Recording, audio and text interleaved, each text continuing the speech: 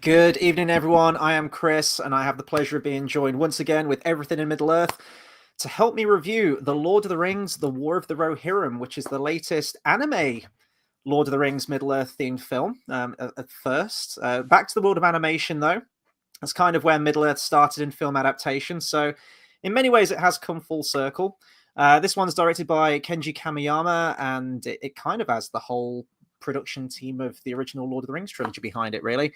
Philippa Boyens, I think Peter Jackson's got his name attached to it as well in some kind of executive producing credit, whatever. You actually went to see this last night at a very, very late screening. I probably got back in from this one maybe like an hour ago. And we were texting a little bit, kind of gauging each other's opinions on this one. And we haven't gone massively in depth, but I think we are probably going to be on the same page of this one. We've got people loading into the comments already, which is great. We've got Bath Time. We've got Carl. How you doing, guys? I think Bath Time mentioned just getting sort of our like general opinions, because I don't think Bath Time's seen it yet. I don't even know if we can spoil this one, because I mean, the appendices exist, but then in many ways this film completely ignores the appendices and does its own thing anyway. So I guess maybe you can spoil this film. Anyway, all that aside, how you doing tonight, man? You doing good? Yeah, I'm doing good. Like you said last night, I think it was 10 to 11. Went to the screening on the opening day. There was 4 people in there. I mean, it was late, so fair play. Sat down. I think we already discussed that we didn't really have high hopes for the show, but for the movie, sorry, but we would give it a go. Ended up coming out the cinema feeling deflated. It was lackluster. I was just thinking this was meant to be the return to form for Lord of the Rings. This is the Rings of Power, the Amazons competition, and I just thought it's more of the same. Mm-hmm. I really didn't like the film for many reasons. I don't want to spoil it for Bath Time, but there's no point reading the lore about it because you're getting a whole new lore that's going to be completely made up. There'll be a few bits in there that you'll think, oh, okay, that's a callback. But all of your heroes have been swapped and combined for one character. And if you're expecting a film about Helm Hammerhand, then you are mistaken. This isn't Helm's film. And I'd love to read the synopsis for it because originally, this was pitched as being Helm's film. Yeah, We read years it ago, wasn't on it? Yeah. on the channel the other day. I'll try and get it up now, but I want your reaction to this, Chris. Okay. Okay. So this is the synopsis. A sudden attack by a wolf, a clever and ruthless Dunlending lord seeking vengeance for the death of his father, forces Helm Hammerhand, the king of Rohan, and his people to make a daring last stand in the ancient stronghold of the Hornburg. Now, when you read that and listen to that, who do you think's the main hero? Well, yeah, Helm Hammerhand. That actually sounds like it's pretty much the plot of the appendices right there. Yeah. Well, Bath Time, you'll be wrong because it isn't Helm Hammerhand, it's Hera. And boy, she's brilliant, isn't she, Chris? Oh, she is. Oh, yeah, she can do no wrong. It's funny because I was reading a little bit about the production of this thing, and Philippa Boyens and various other, the writers, because 4 people are actually credited doing the screenplay for this thing.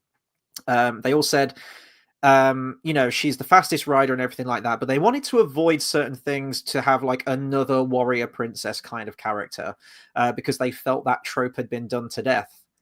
Well, someone clearly didn't get the memo for that, because we have another Galadriel from Rings of Power on our hands with this one. Almost identical. Such a boring character. And that's honestly true of a lot of the characters in this film. Not limited to Hera, but she is the main character of this film very much. the voiceover from the beginning of the film. Eowyn suggests that, and we focus on her. I was watching it sort of like with an editor's mind, thinking if I was doing a fan edit of this, how could I cut it down? And honestly, I don't even know if it's going to be possible, because Hera is present pretty much permanently in the very fabric and DNA of almost every single scene of this film. Helm Hammerhand is criminally underused in this film. I'd love to see someone actually add up the amount of screen time that Helm has in a 2-hour 15-minute movie. A lot of like the main inciting incidents of Helm Hammerhand from the appendices, the stuff that you pay your money to see if you're a Lord of the Rings fan or you're into the lore, happens off screen. We'll go more into the lore and actually what happens throughout the plot, and there are going to be differences in adaptations. I get that, but if you're going to take a scant few pages from the appendices, I think the whole story of Helm Hammerhand takes up maybe 2.5 pages of the appendices. There ain't much information to go on, and you're going to stretch that out so each page almost gets like an hour of screen time. You better be like sticking to the stuff that happens there, like the very few bits of information that you have to go on.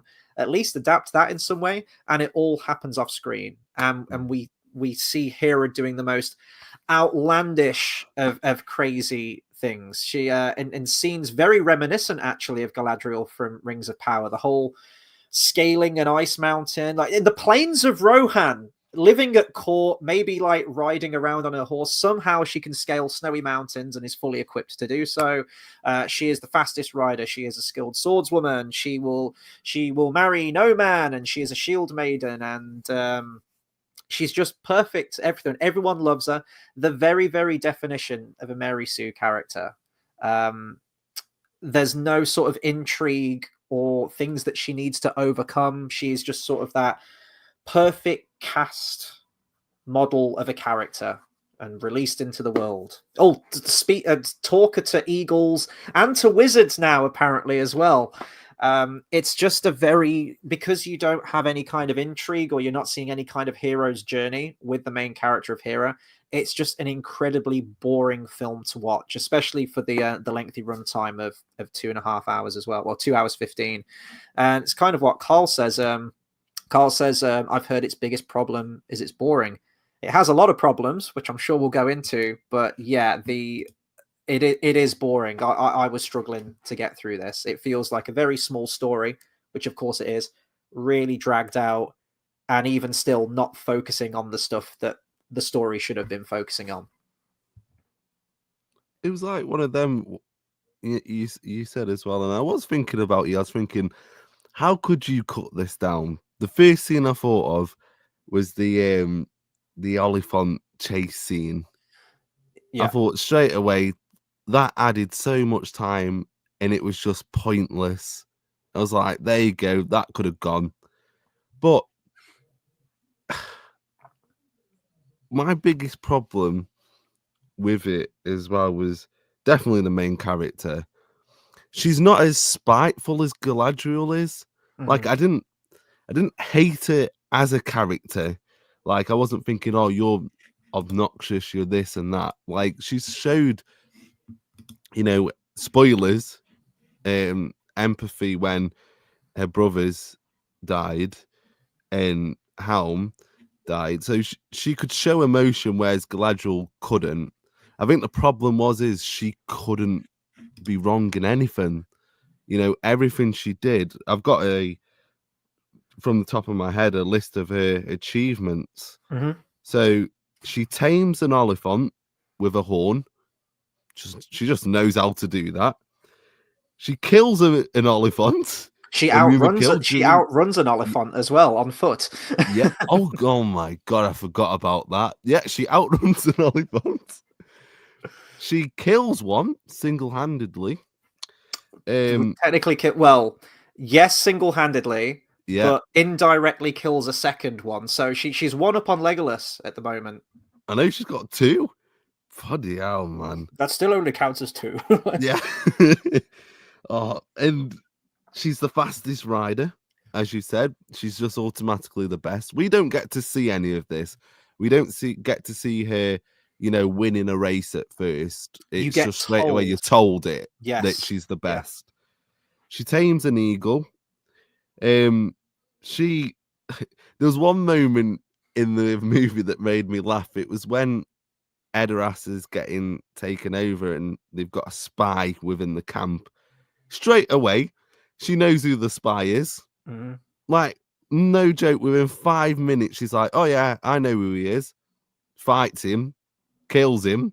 There you go. It just reminded me of Columbo. I was like, it's like straight away they know who the killer is. Bang, let's torment. Mm-hmm. So she does that. She's a master tactician because everyone, like, she just wanders into like war councils, with no experience, says her opinion, and everyone listens to it. Everyone then goes along with the plan, and she Not at can't. first. She Not is at the first. sole voice of reason, and everyone's Yes. like, "Oh, you know not of these things." Even Helm Hammerhand is like, "No, we're gonna charge into battle. We're gonna take Wolf head on." She's like, "Don't do this, father. Like, I've seen the camp. I know these things. Listen to me. I am the master tactician." And of course, what happens? He rides into battle, gets his ass kicked. It leads to the. I guess we're getting into spoilers here. Yeah. Spoiler. People might not make it out alive. I'll just keep it open-ended like that. And then it's like, oh yeah, Helm Hammerhand was to blame for all of this. If you'd have just listened to Hera, the master tactician, then none of this would have happened. She leads the people to safety. Let my people go, Wolf.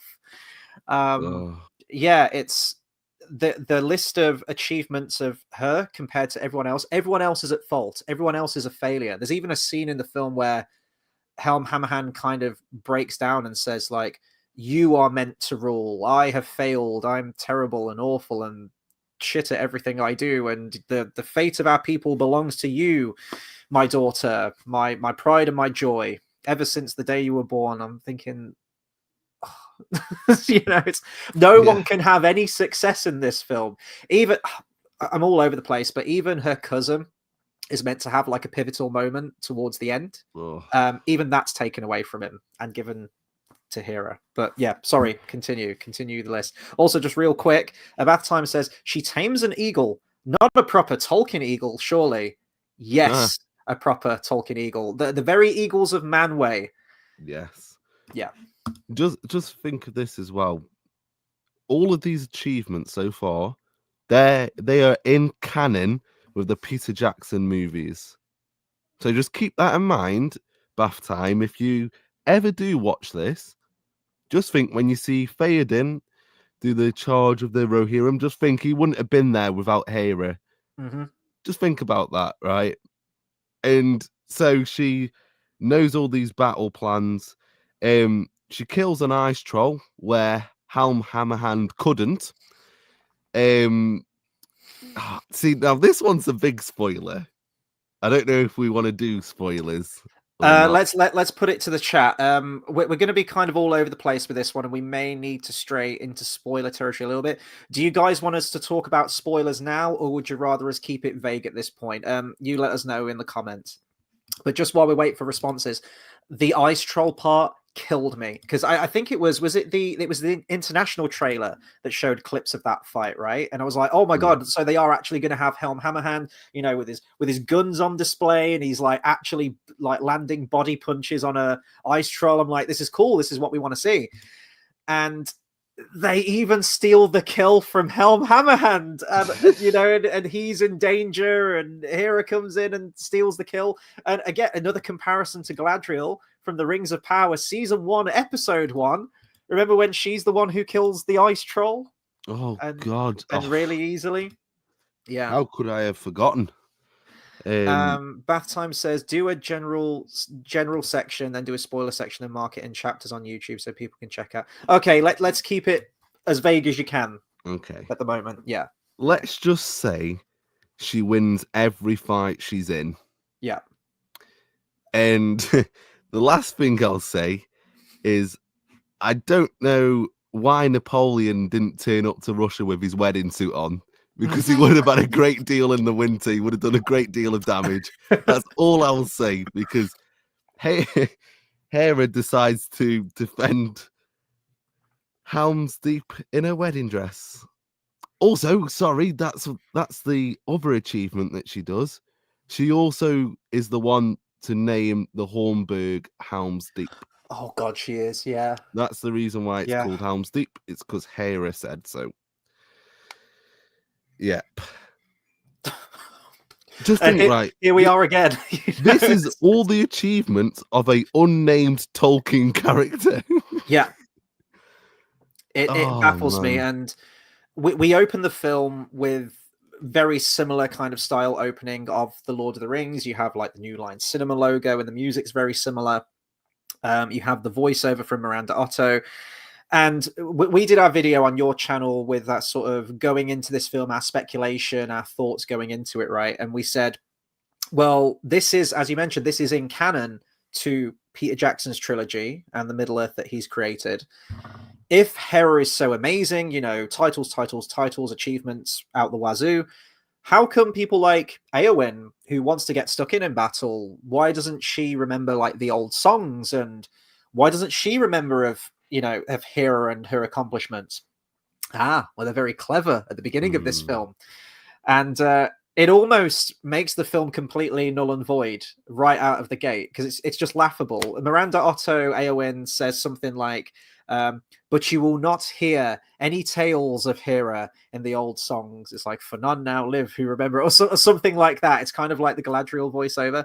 So right out of the gate, they are acknowledging that no writings exist for this character, and we're having to kind of wipe her achievements clean after the events of this film in order for everything in the Lord of the Rings and the state of the world, sort of like in terms of like hierarchy and everything, for that to make sense. So the reason that Eowyn doesn't like hold Hera up in like high regards is because there are no writings of this character, which after everything she achieves in this film is impossible. The fact that no one would be talking about everything that Hera does in this film and essentially leading Rohan to freedom, and saving its people, insane to me that no one at least writes this down or writes a song about it or anything. It's complete fan fiction, and that's the whole time I was watching it thinking, we need to stop doing this. Rings of Power does it every episode, it's done it every season, and we're doing it with this one when there are no grounds to do it with this one. You only have a couple of pages to work with, granted.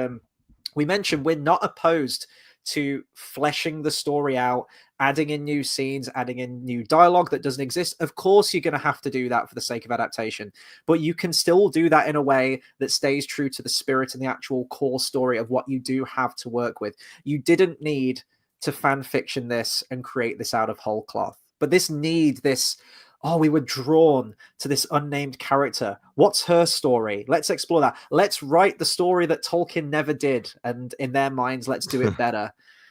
It's just always hubris, and the results always speak for themselves every single time. Why don't they learn this? It's time for another vodka for me. Please continue. Please continue. You're 100% correct. She should be a legend. Yeah. I don't see why they go on about Helm Hammerhand so much in the lore, because Hera's the one who basically saved everyone. And there's a scene where Helm even says that he's wrong and Hera's right in the show. And look, you needed to flesh her out, because you can't have in this story being adapted as a film, you can't have a unknown character who plays the whole confrontation kicks off over her. So they needed to flesh her out, but there's better ways of fleshing out a character, and they've completely changed the whole fucking premise. Like, I read that out earlier on. You'd think that's Helm's story, but it isn't. She's got two brothers who, I'm not even joking, I don't think they get more than 5 minutes of screen time.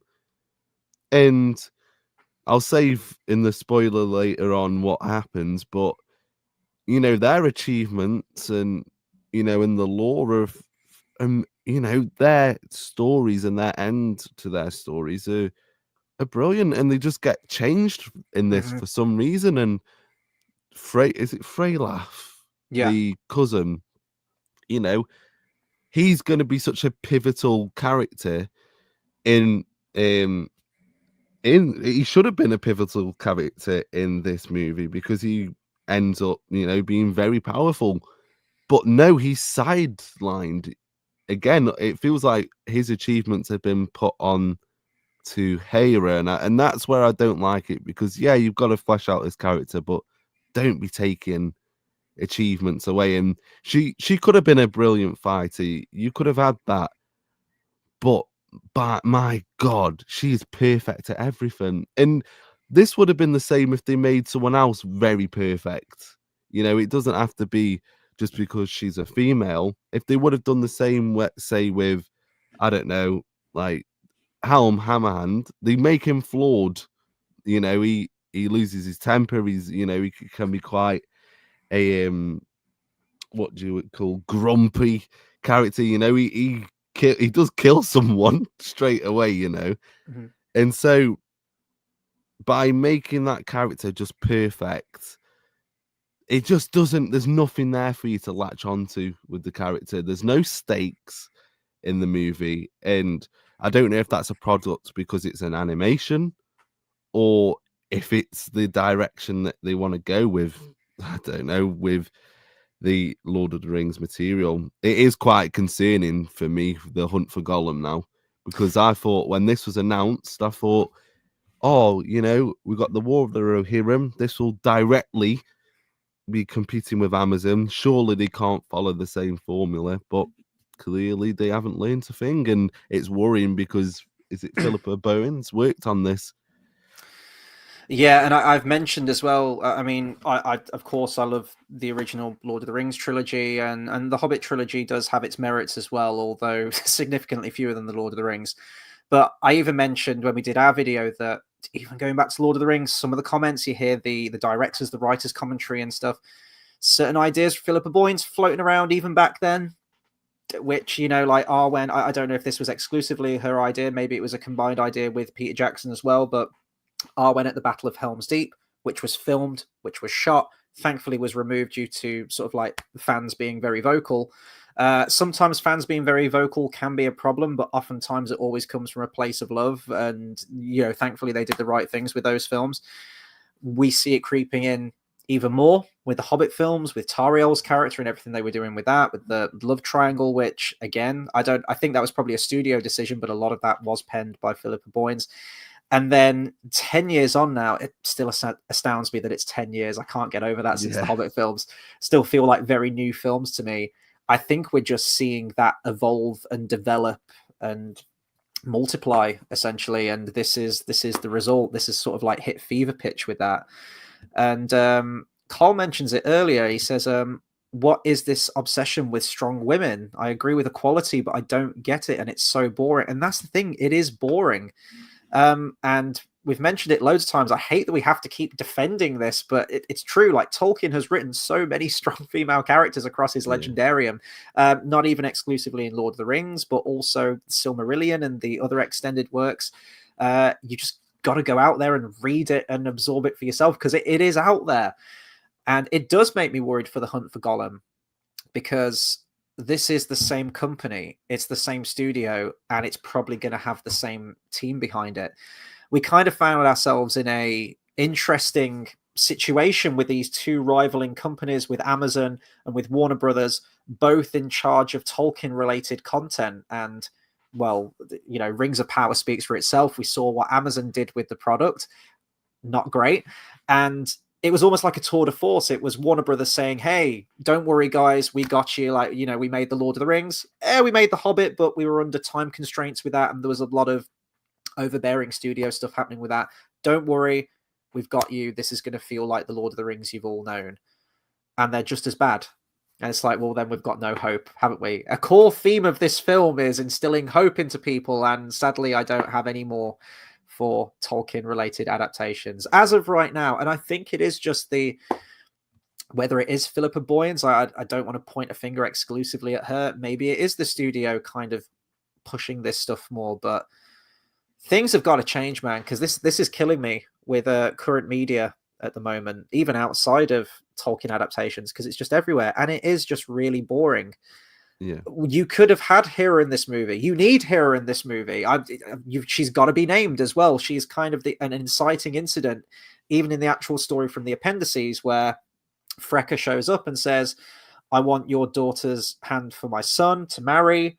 That is what kicks everything into motion, essentially. So you do have this daughter character who is going to be within the events, sure, and no more is mentioned of her after that point in the appendices. So I get that for a movie, you're going to have to keep her around.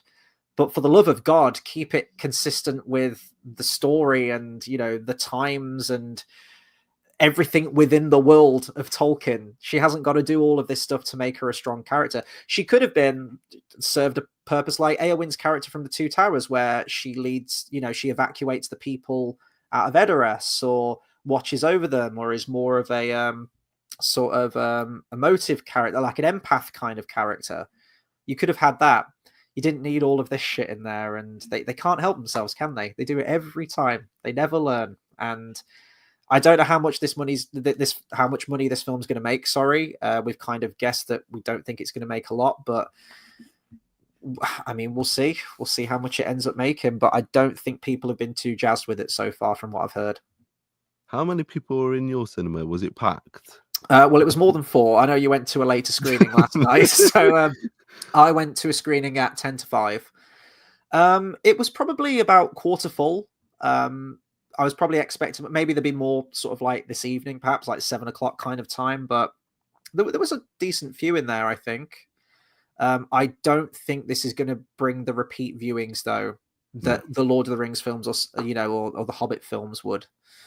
Because I don't know how popular anime is sort of like in the Western world. I know it definitely has its fans. Lord Almighty, you go to enough Comic Cons, you can definitely tell the anime fans. But yeah, for the general audience, I think what I've been seeing from a lot of people, it is alienating a few people. Yeah, and it's one of them where we talked about it. Animation. Even with families, I don't think you could take your kids to watch this because there's quite a bit of violence in there. Yeah. So, there's one particular scene with an arrow in the neck. And you think, oh, that's a little bit violent for on screen. That was cool, though. Like, tonally, I think, I don't say this is more consistent than the Rings of Power, but I like that they didn't shy away from that, it being a 12A.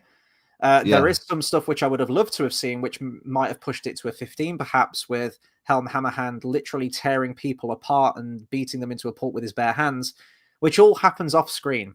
Some of like the most pivotal stuff that happens with his character all happens off screen. And I was thinking, would they maybe do an extended edition of this film in following the tradition of the Lord of the Rings and the Hobbit? Could they do that? Maybe not a 4-disc edition, but maybe like an R-rated cut with some extra stuff in that perhaps didn't make it past the censors.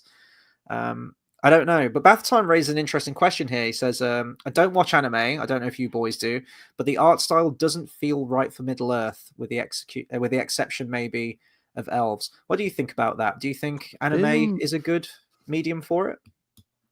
I mean, it allows you to be, have the creative freedom in terms of, you could draw an oliphant rather than, having to make a prop of it, or, taking months and months and months to design the mechanics of it in as CGI. I thought the animation was all right, to be fair. I thought it was one of its strong points.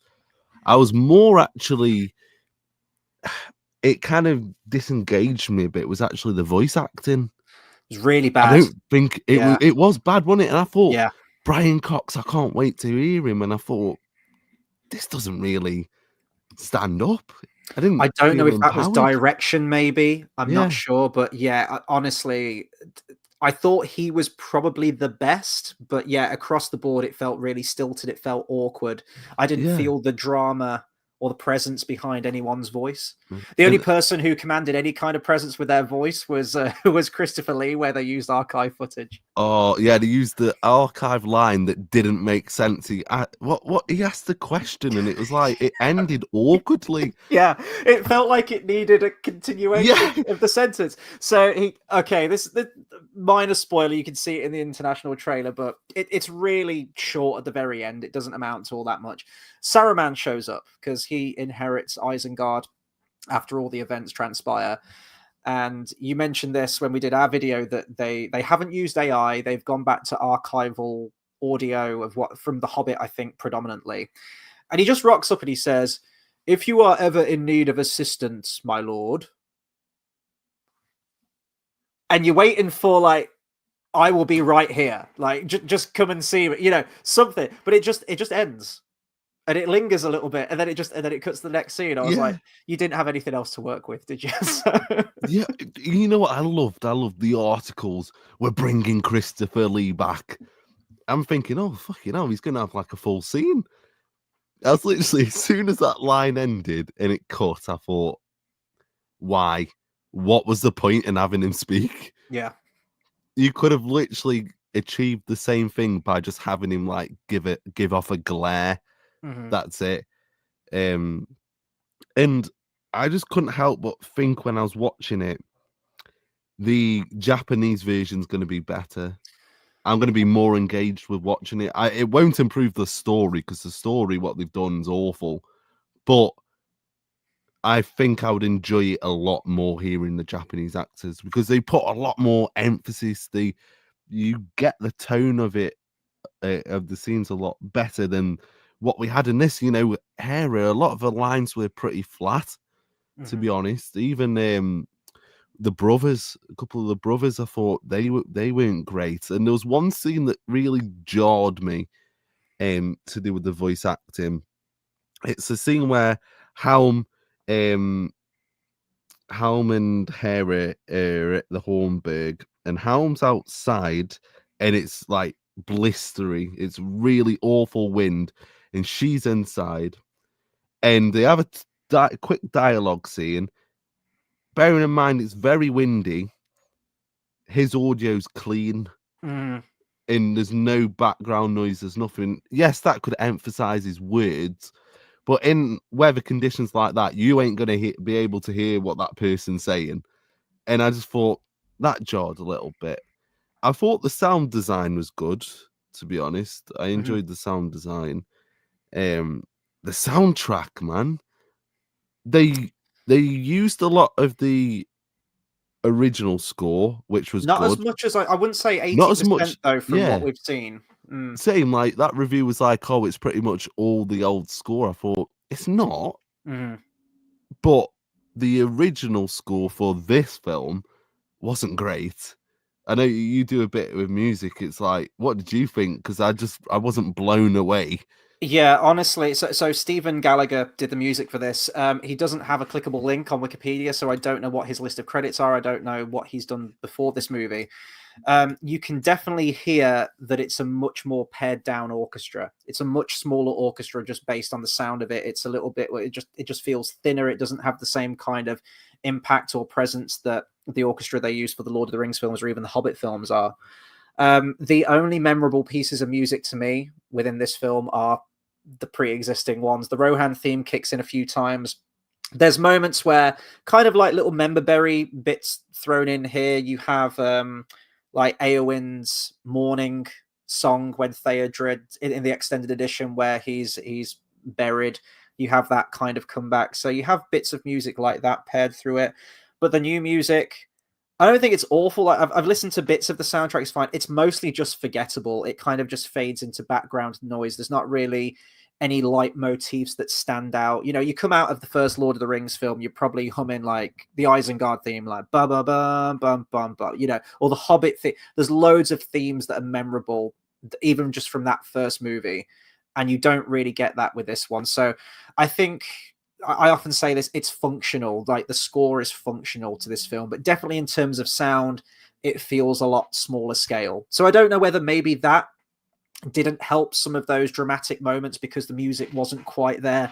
pushing it in a certain direction. But honestly, I think you were right on the money with the voice acting. And even from just watching the international trailer when we did, right from the off, we were like, well, the Japanese voice actors in this are just giving it way more emotion, and the tropes that you often see in anime, like the strong sort of like overpowered woman character who's, she's decked out in like thigh high boots and whatnot, and visually doesn't look anything like she should in the world of Tolkien. You might be able to kind of go along with it a bit more if you're just saying, hey, it's just like this crazy Japanese anime that happens to be set in the world of Middle Earth and Tolkien. Let's just go nuts with it. Let's have her fighting Oliphants and watchers in the water and this and that. And she looks like a goddamn superhero in like a leather jumpsuit with thigh-high riding boots. I think there'll be a bit more leniency watching it through that kind of vision with it. And I'd be interested to, actually. I think that might be the only time that I willingly go back to watch this film, is if I can watch the Japanese dub of this film, which hopefully, fingers crossed, will be made available somewhere, whether it's actually on disc or if it's got language options or if it's released somewhere else. But yeah, just because it centers on her character so much, just the visual of the character really rubbed me up the wrong way. I'm like, nothing about her is Tolkienian. Even the screenplay as well. So we talked about like the shoddy voice acting, but the actual lines they're delivering have none of the like the poetry, the lyricism. Even with some bits of the Hobbit had some quite modern style, writing in it, but they at least pulled from Tolkien every now and then, and there was a bit of poetry to how they spoke. Not as much as the Lord of the Rings. I think that had a really good blend of lines taken directly from the book and that kind of archaic way of speaking, mixed with more modern movie dialogue. I think they got the blend perfectly right with the Lord of the Rings. This one, not so much. There's nothing about the lines that are particularly compelling or memorable, I don't think. Yeah, I 100% agree. It felt very much like anime dialogue rather than Tolkien's work. It felt like, I don't know, you could make that transition from being an anime fan and watching this, and you didn't really get, that memorable quote. The only memorable quotes that I got was Hera stating twice that she doesn't want to marry no man. She doesn't say, she could have said no person, just no man. And but she shacks up with what's her name? The middle-aged woman at the very end of the film. They're going to start a commune together or something. Well, that was a made-up character as well. I did find her name. What was it? Olwen, wasn't it? I think. Olwen, yeah, the Shield Maiden, and Shield Maiden. They loved the Shield Maidens in this. Apparently, I mean, this is a little bit of a spoiler, but it's nothing major. So apparently, the Shield Maidens are being wiped out essentially from the lore. Like, they have a scene where they've got a load of people's sigils, and you just see the Shield Maidens ones like sort of scribbled out, and Hera's like, "Oh, what did that one? What's that one?" And like that kid, I don't know, was it Leaf? His name, the young lad's reading them out, isn't he? He's sort of proclaiming everyone at this gathering, and he says, "I don't know what this sigil is at the bottom here," and even the page is kind of torn, so you can't really read it, and no one knows what it is. And she's like, "Oh, those are the Shield Maidens." And then you have like the "I'm an evilman lord who's totally not going to betray you all," who says like, "Oh yes, I've been thinking of removing that sigil because they have no place here." And it's like, oh god, what could you be any more on the nose? And it was one of them where, they brought up the Shield Maidens later on. They were on about, they had like a montage saying like they were great warriors and that. Which, yeah, they were, but I feel like they pushed it so much in this movie, and I don't get why they would try and want to remove the Shield Maidens. I don't get why they would go down that arc. And I thought they were going to factor in more, to be honest. When she goes on her quest at the end, instead of going to the Eagle, I thought she was going up into the mountains or something to summon the shield maidens who'd have kind of like a commune or something going, and she'd be like, we need your help, we need the shield maidens, and they're the ones who ride down the slope and help save. And that's where I thought it was going, but the old yeah. surf on shields. But like Bath Time says, she does do something with a shield. Pretty Yes. important. Yes, she she does a does. significant thing with a shield. But I think the difference between Hera and Eowyn is the fact that Eowyn's character, she wasn't known for being a good fighter. She was someone who wanted to fight, to protect, to save people. But, you know, she didn't have the training. She, you know, she picked up things from watching, and, you know, when she had a fight scene, she wasn't the best fighter going, you know, and that was sort of why she was heroic, because, you know, she was willing to give it all up, knowing that she wasn't the greatest, you know, and she was willing to sacrifice it. With Hera, she's got everything. She's the best at everything. And so you don't get that. Was it hero? What's the word? Heroism. What's it called? Heroicism. Yeah, like you don't get that with this character. And I think there was a lot of comparisons between the two in the marketing, but they're completely different. And like I say, they tried to push it with the voiceover. But for me, the fundamental issue of the film was the writing. And ultimately, the character Hera was just, for me, lackluster. Yeah, I'm actually trying to think if there's any characters in this that are quite compelling. Someone mentioned a comment earlier. I'm going to try and find it about the humor in the film. Yeah, Bath Time from earlier said, "What's the humor like in it?" I actually don't think there is any. At least not any jokes that I sort of even chuckled at or even smiled at. I don't think. And I think Lord of the Rings, it does go overboard in some places with Gimli and some of the things it does in mostly like Two Towers and Return of the King, but it still feels pretty congruent with the characters. Doesn't feel too out of place. The Hobbit films, not so much. So I think tonally this is pretty consistent with itself. You know, it's not like cracking funnies every now and then. It feels pretty. The tone feels more consistent, I think. But I just don't think there's much to sort of get you jazzed about these characters or feel their struggles or see them as human, really. And I think any good animation, there is always that hurdle to overcome, because ultimately it's just, you know, a pencil on paper or digital art, whatever it is. You've got to put the work in to make that 2D image. And this is why I love animation, when this can be achieved really well. You've got to bring that character to life and make them feel just as fleshed out and as well-rounded as a live action character. And I think that can be a bit of a hurdle to overcome for animation. And I don't think this one sticks the landing. The animation itself, I was just looking at the company, which I did have just a second ago. Whereabouts is it? There we go. Solar Entertainment apparently provided the traditional 2D animation for it. And there are some bits where it looks genuinely nice. I'm not hugely well-versed in anime. And I mean, this is a Western take on anime, so I don't know if you can easily see the difference between the two. But when I was seeing Hera's character at the beginning, and she's in the mountains and she's blowing the horn and the eagles are coming in and she's riding, it did remind me of something like Nausicaa, Valley of the Wind, like some of those Ghibli movies. Not as good as those, but similar kind of feel to them. So as far as anime goes, I mean, some of the animation's quite choppy in some bits. You know, characters are running and it's, you know, quite jagged how they're running in terms of the animation. But I don't know if that's necessarily bad animation or if that's more that anime style, which, as I say, I'm not privy to massively. I haven't watched loads of it. So I will say I've seen anime that is better animated than this film. But I thought, you know, some of the landscape shots were quite nice. The conceptual art, there's bits where the camera almost, there's a really awkward shot that lingers for ages when you get to the Watcher in the Water scene. I don't know if you remember that, where the camera sort of keeps panning like someone's looking around. That seemed to go on for quite a while. I don't know why we did that, but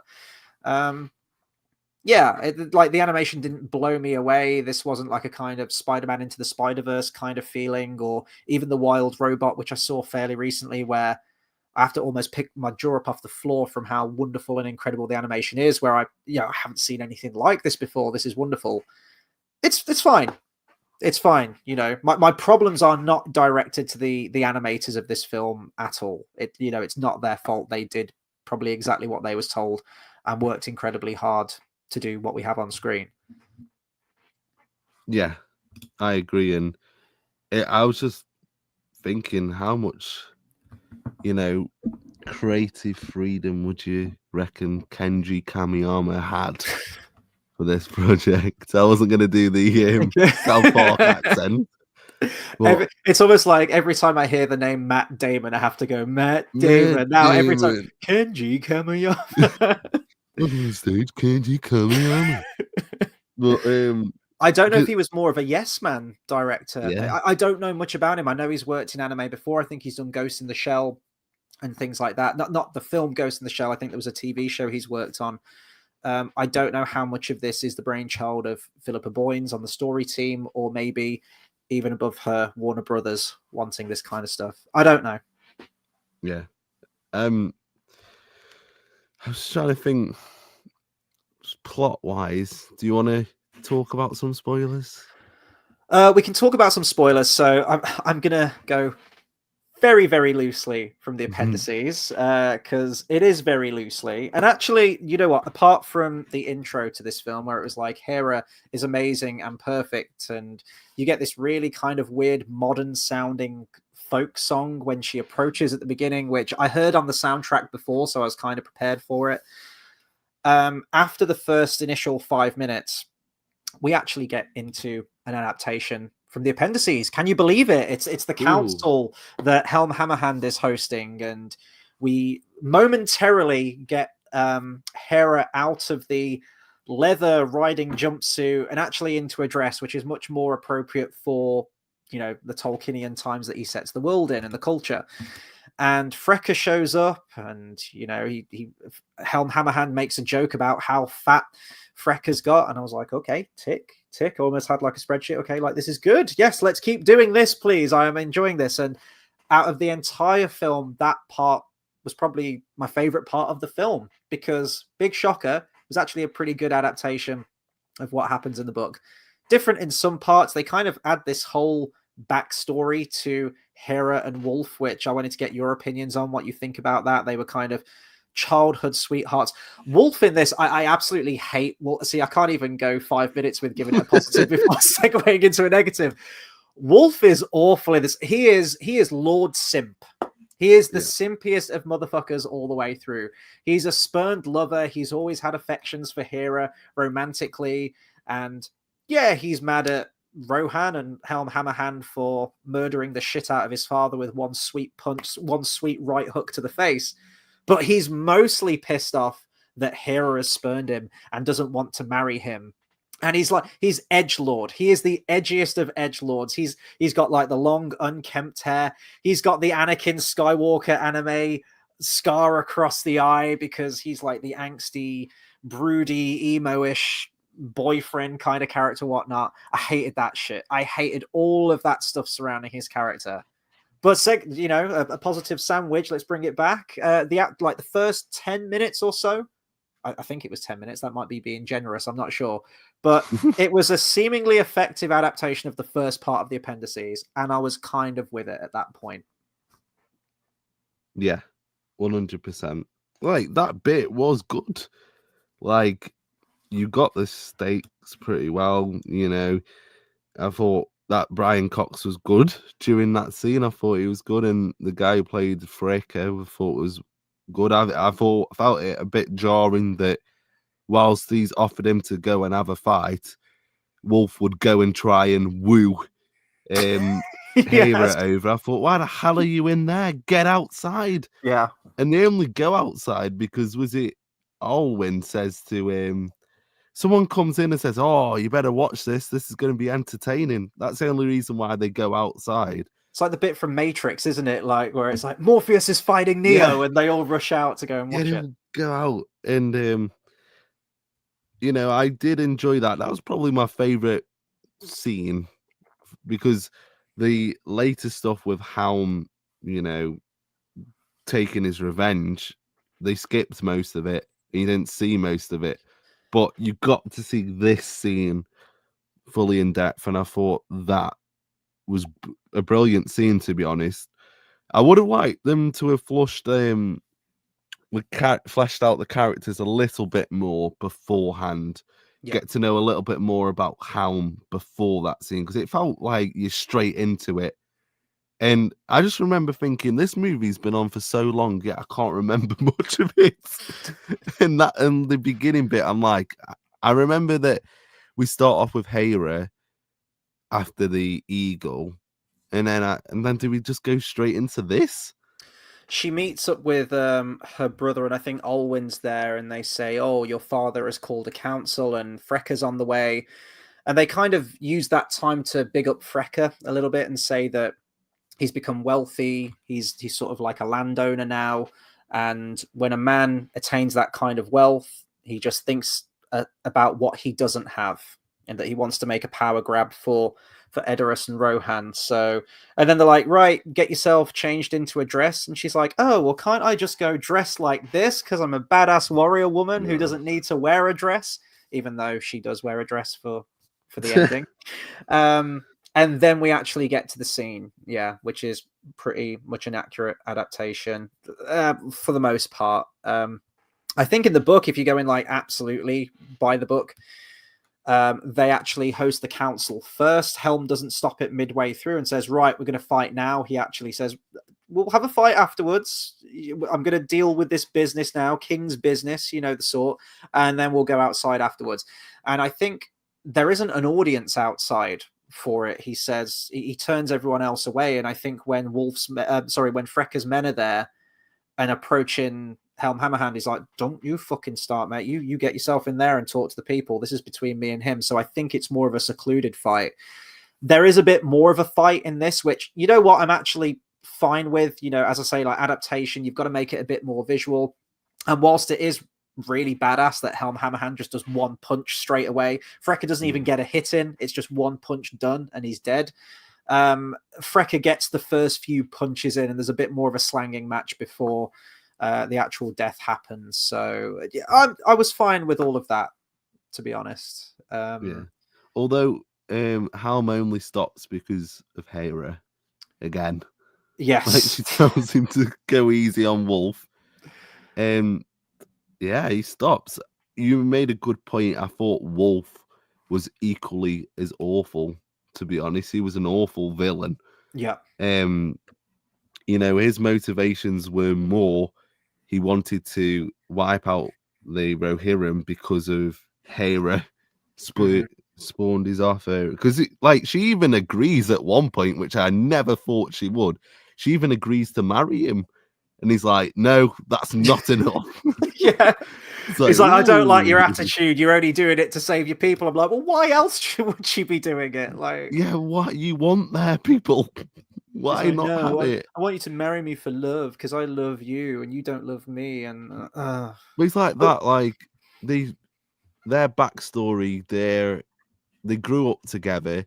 She beats him in a fight when they're younger, and she's the one who gave him his scar. That's another thing she achieved. She gave him his scar. Yep. It's like, fucking hell, what hasn't she done? Like, Jesus. And you get that one flashback, and then you're meant to assume, oh, these are amazing. Like, he's fully in love with her. It's like, okay, how long have they not been talking for? You don't know because it doesn't tell you, and their relationship just feels so forced. It doesn't feel natural. Everything, this movie was mainly tell, don't show. Yeah. Mostly from Miranda Otto, but yes, I agree. She's just reaffirming how amazing and how we should all love Hera because she is Eru Iluvatar incarnate. There is nothing she can't do.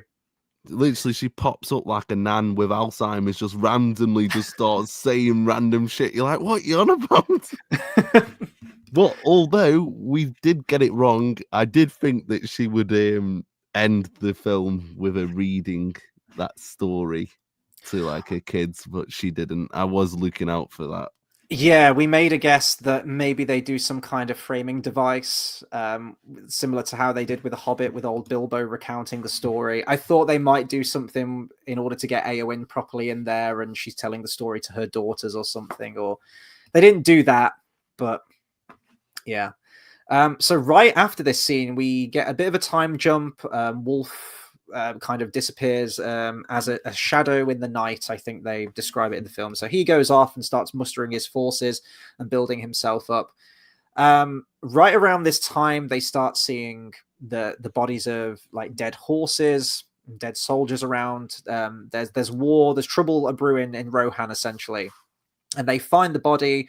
Hera and her brother are out riding, and they find the body of a dead Southron, the Haradrim, basically.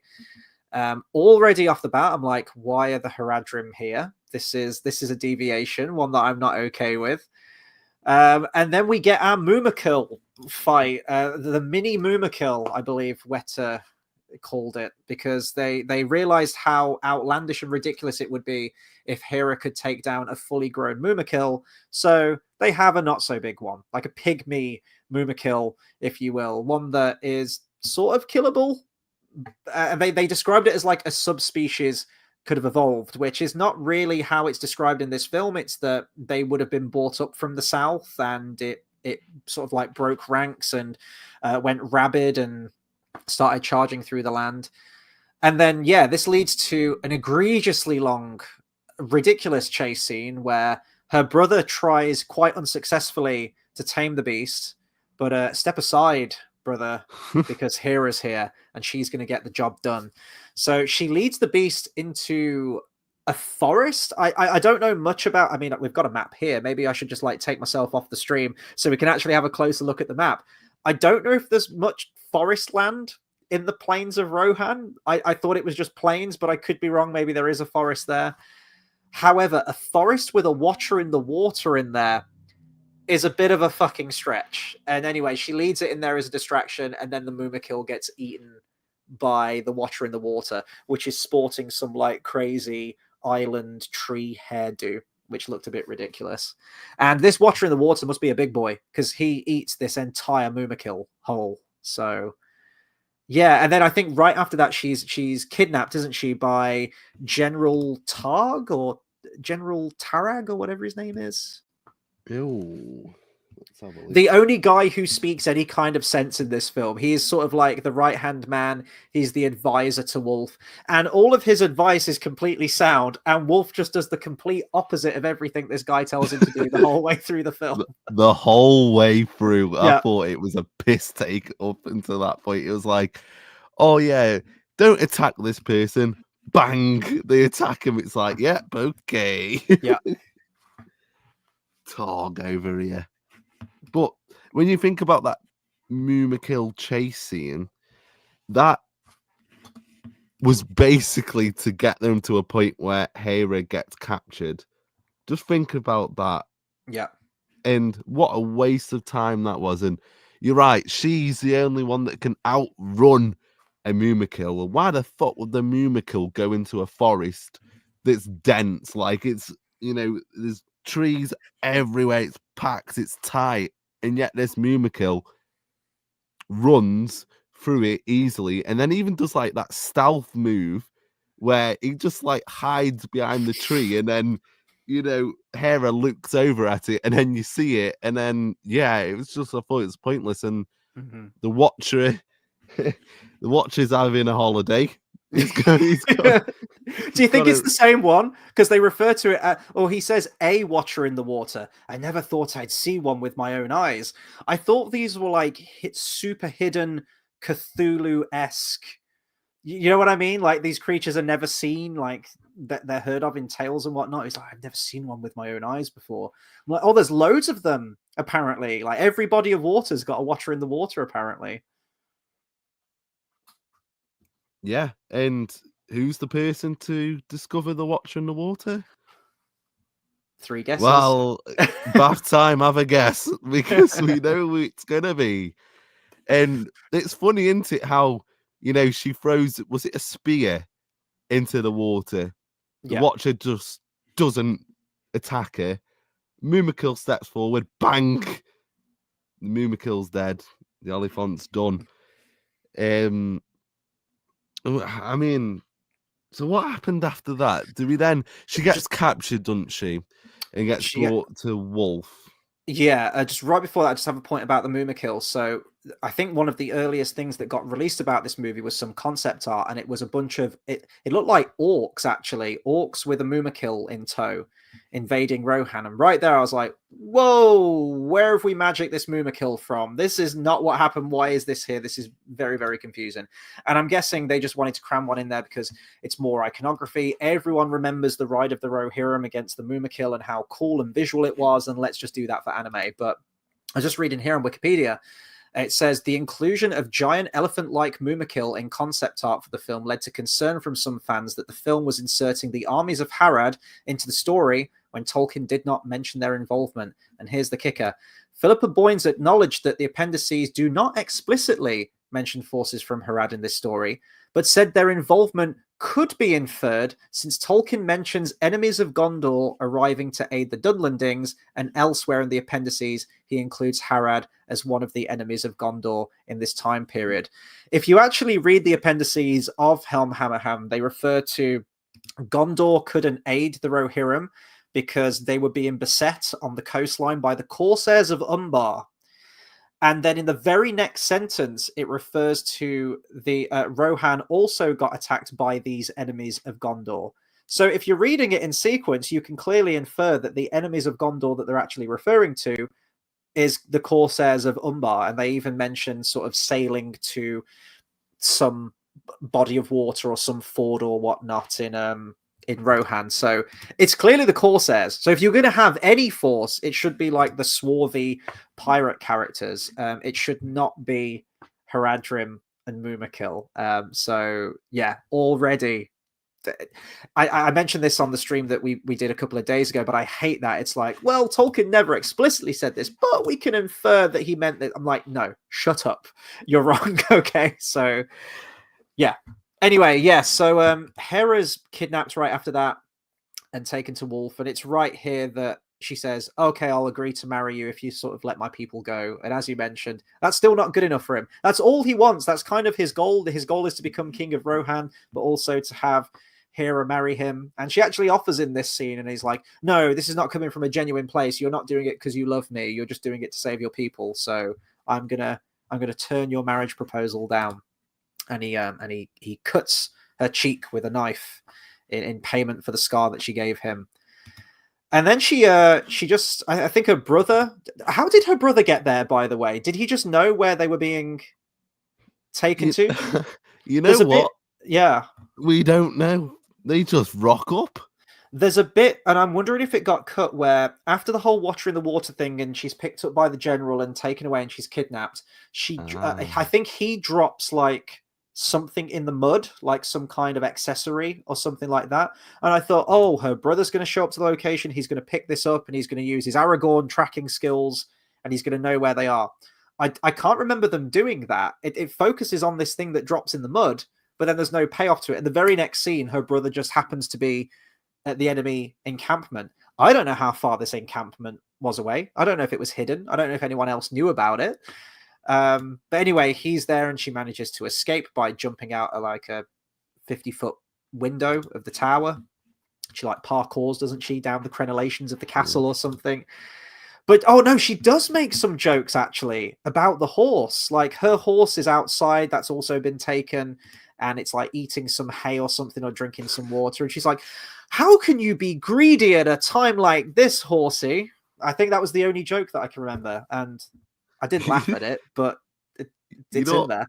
You know, it made me think during that scene, like tonally. I was just thinking, imagine if this is like, you know, when Brienne and Jaime are captured in Game of Thrones, and like they're going to be doing something to Brienne, and she's just there like, well, her horse, she shouldn't be eating at a time like this. Like, it did throw me off a little bit. But I couldn't believe that she offered to marry him. I couldn't believe it at first, you know. I thought, Jesus, she actually sacrificing herself for the cause. But the only going back a little bit, the only way I think that they could have tracked her to this point was because obviously you have the Oliphant footprints. They must have followed them into the forest, saw was it like a can that was on the floor Yeah, that I'm she not. It dropped? was like it looked like a spyglass or something a little bit. I'm not really sure what it was, or like a pouch of some kind, I think. But it's as Bath Time says. Sorry. Oh God, where was it? Sorry, I've had a few more comments come in. Something about. Oh yeah, it was this. Sorry, Wicked. So the leaves of Lothlorien actually fall idly now. That's really cool. It did remind me of that a little bit. Yeah. But so I'm trying to remember what happens during that scene because she ends up escaping, doesn't she? So they escape and they get back to Rohan, to Edoras, and this is where Helm is like, right, we need to attack Wolf, we need to attack their forces, and this is where Freyalaf, Helm Hammerhand's cousin, nephew, and Hera are both like, we need to evacuate. Wolf's numbers are too great. We've seen them. We need to just evacuate and maybe get to Helm's Deep and set up fortress there. And Helm is very proud. He's like, absolutely not. We don't run away from a fight. I have never lost a battle. You know not of these things. I'm going to lead my men into battle. And Freyalaf is like, no, we really need to evacuate. And this seemed really out of character for Helm as well. He doesn't want to kill his kin, but he banishes his kin. He banishes Freyalaf and says, get thee gone, kind of thing, and dig a trench and throw yourself in it.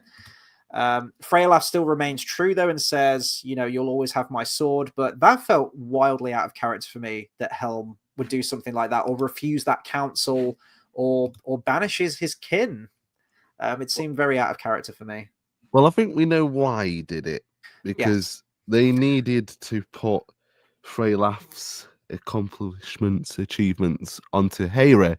So one way of doing that is to just completely banish him. But it also felt like they were going along the same sort of storyline as Eomer's one, where he gets banished and then he later returns to save the Rohirrim at Helm's Deep. It kind of felt like they were going along that route, but essentially he's to become the king of Rohan. Yeah. And you don't really get much of him, do you? It's a shame because I'll go on to it later, but he has some pivotal scenes and pivotal moments that should have been his. Yeah. But Oh yeah. aren't his. But And yeah, it makes you wonder, doesn't it? Like, if you remove so many of the hero scenes, think of all that screen time that we could have devoted to Helm himself. Would have been nice, but Helm's sons and Freyalaf, all these characters that should have something to do and don't. And it sort of reminds me of the Hobbit films a little bit, in that I understand if you're doing one Hobbit film, you've got 13 dwarfs, they are going to be more of an ensemble. And that's fair enough if it's one film. But the fact that it was 3 3-hour movies, and by the end of Battle of the Five Armies, you don't even know half of them, or half of them as well as you should like, and less than whatever the Bilbo quote is from the Fellowship of the Ring. There's no excuse for it when you're dealing with nine plus hours of screen time, to not have any moments where you're dedicating that to your actual characters. And the same goes for this. You've only got really like 2 and a bit pages of appendices. You've got more than enough time with 2 hours and 15 to really flesh these characters out and give them some just good character scenes where we can get to know them, what makes them tick, what their personalities are like. Hell, even side characters from the Lord of the Rings trilogy, people like Gamling and Hummer, I feel like I know them way more than I do any of the characters in this film. And they're very much, bit part characters in those films. Exactly. And am I allowed to say spoilers? Yeah, we're in spoilers. Yeah, we're going through the film. Yeah, of course. So this is jumping a little bit of ahead, but so Helm has a daughter and 2 sons. Now, the 2 sons do die. My biggest problem with this movie, one of them, is the fact that you don't really get to know the sons. So when their deaths come around, you're not hit by them. Mm-hmm. You see that Helm's affected and Hera's affected, but as an audience member, I didn't end up feeling, oh no, they're dead. You just ended up just feeling, okay, that happened. And you look at the screen time, Hera gets practically all the movie, and the brothers are in it for about, I would say, 5 minutes of screen time, which is awful. And there's quite a big deviation with the lore with the brothers as well. So, am I allowed to go into their deaths? Yeah, of Just course you skip can. a This was little one bit of my ahead. this was one of my biggest gripes as well. Yeah. So, which one was it? Was it Hammer that Haleth, I think, died? is the eldest Haleth. son who dies first in the lore. Yeah. Right. So within the lore, so he is defending Edoras because um Wolf and that have attacked and they're overthrowing it, and he dies defending Edoras. You know, he's fighting. Was it outside of the Outside the doors themselves. I think Yes. he's the last man standing. I've found the quote here. Let me just find it real quick. So it mentions that Wolf crowns himself and seats himself in Edoras. Wolf took Edoras and sat in Meduseld and called himself king. There Haleth, Helm's son, fell, last of all, defending the doors. That is badass. Like that image. And Tolkien can get this through. Silmarillion's the same, like a single sentence like that.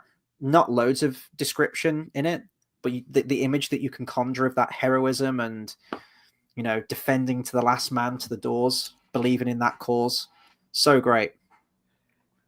That was great.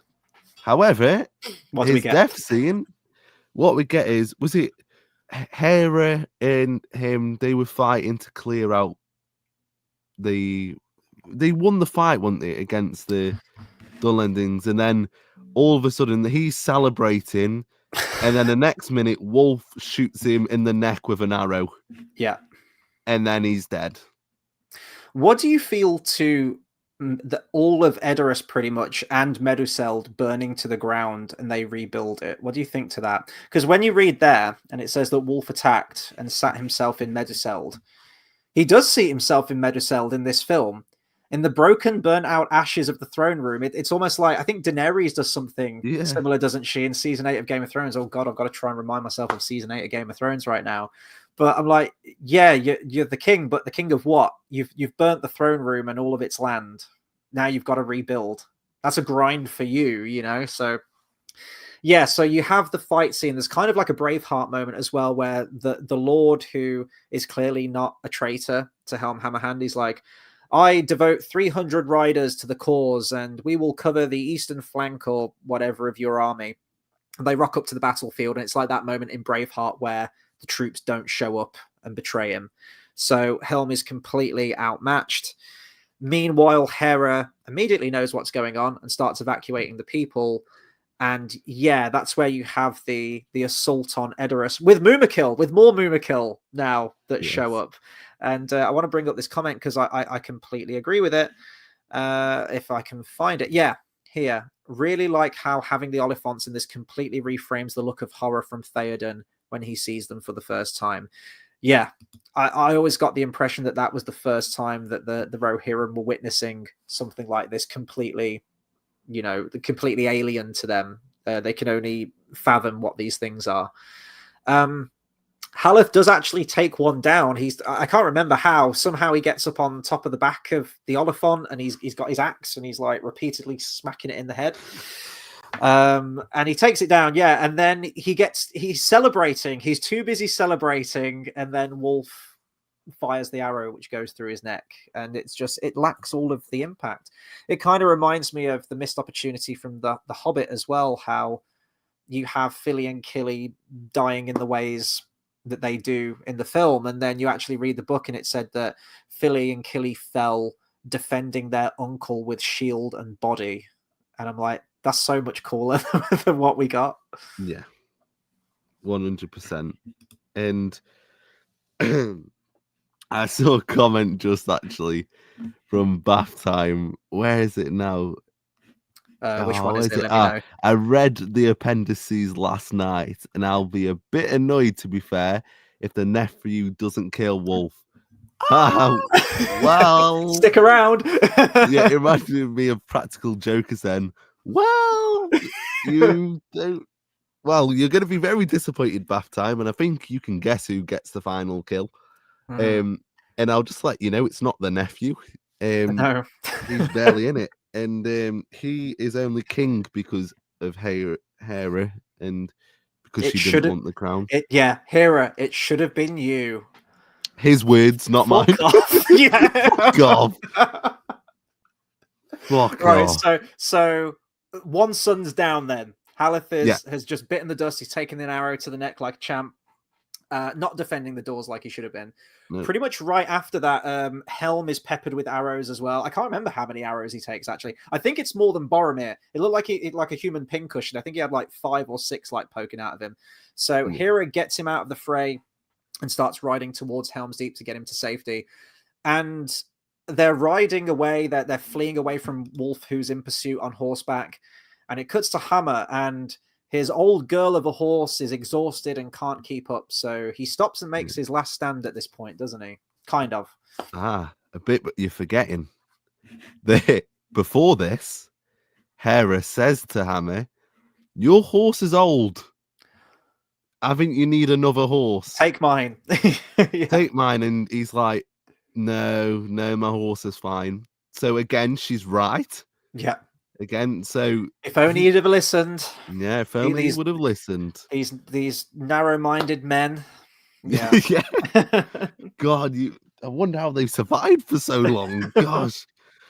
But so he gets captured, and as the rest of the gang made their way to the Hornburg, Wolf just rocks up with what's his name again? The general, the younger son. Targ. Targ. Yeah, that's it. Targ. And so they've got Hammer, and they're negotiating, aren't they? And Helm comes out saying, take me, kill me and let my son go. And Targ is like, yeah, that's a pretty good offer. Let's do that. He says, make the exchange because winter's coming and they're in Helm's Deep. We don't want this to end up in a siege because the winter's coming. We won't make it through. Let's make the exchange. I guess the exchange is his son for his daughter. I'm assuming that's the exchange he's referring to. And well, the voice of reason here, General Targ is the best boy in this film. Like he is the voice of reason the whole way through. And Wolf doesn't listen to him, does he? What does he do? No. So what he does is he goes and slits his throat. Hammer's. Yeah, so Hammer's the second, throat. yeah, the younger son of Helm Hammerhand. Yeah, he kills him in front of Helm, and Hera's there, isn't she? yeah. I can't remember her reaction. Was she upset? Yeah, she's upset. She's upset. That's one thing I gave the character. She was very empathetic in that way. She had emotions, unlike Galadriel. But you think about that death, and then you think about in the appendices. Have you got how he died? I have right here. Okay, so soon afterwards, the long winter began, and Rohan lay under snow for nearly 5 months. Both the Rohirrim and their foes suffered grievously in the cold, and in the dearth that lasted longer. In Helm's Deep there was a great hunger after Yule, and being in despair against the king's counsel, Hammer, his younger son, led men out on a sortie and foray, and they were lost in the snow. And that's it. That is the end of Hammer. He led a group of men out against the king's council, probably to either some reconnaissance or to take on the enemy, and he was lost in exposure in the Great Winter. But why couldn't we have that? I don't get why. I don't know if it's time-wise. They've just gone, you know what? We need more of Hera, so we're just going to, cut them completely out. But that sounded heroic, like the brother.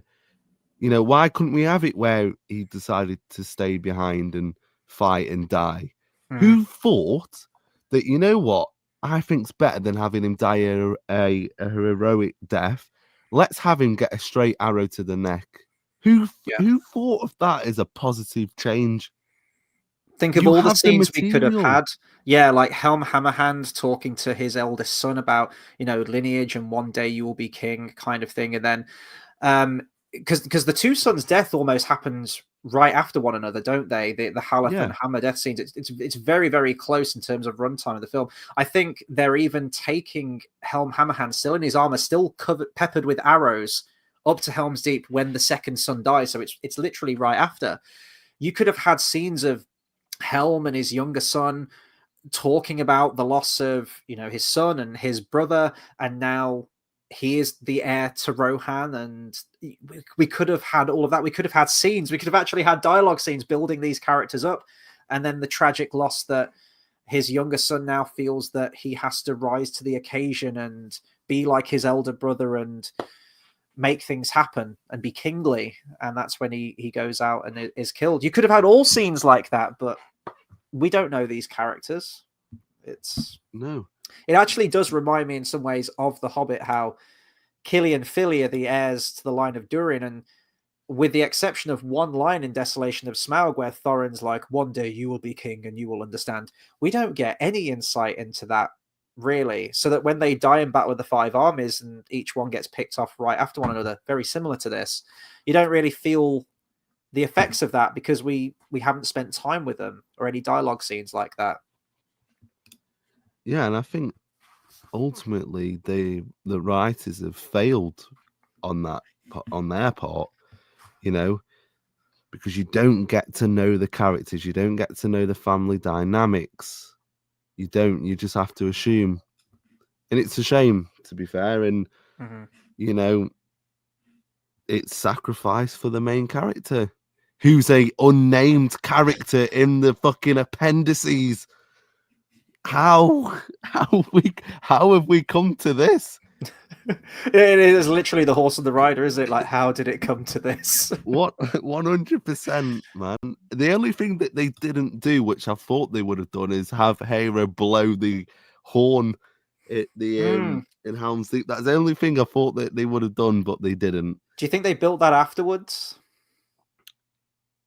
Probably. I wouldn't be surprised if she fucking did it.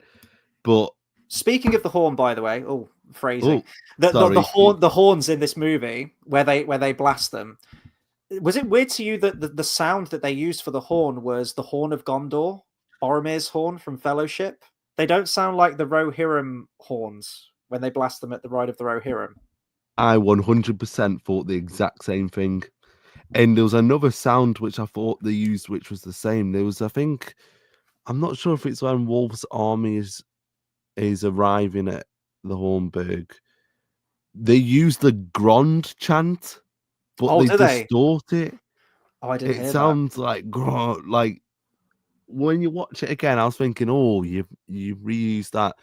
And the horn is definitely the one. Yeah. They had an easy pick. Yeah. You've got the fucking scene in the Battle of the Pelennor Fields. Yeah. Use that horn. Why are you using Boromir's horn? It sounds weird to say, but there are distinctive horn sounds all the way throughout the Lord of the Rings. The most chilling one, you've got like the Haradrim horn when like the rider of the Oliphant blasts it, and it's like this really eerie, discordant sound. Yeah, but the Horn of Gondor, you know, that pivotal moment in Amonhen, the Horn of Gondor, Boromir, and they go chasing after him. It's such an iconic sound, for me at least, to the original trilogy, and that's the Horn of Gondor sound. It's not the horn of it's not the Rohirrim horns. That's a nitpick maybe, but it did stick out to me when I was watching it because it happens quite a few times. But Chris, maybe the Gondorians might turn up. Oh. Will they? Wow. We'll figure that out later on, but it's winter at the Hornburg, and what do we have now? You remember like the harrowing description in the appendices about Helm seeking his revenge? You know, he's like an ice troll. Yeah, they do compare him to that. I've got it right here. Yeah. Let me find it. Oh God, where is it?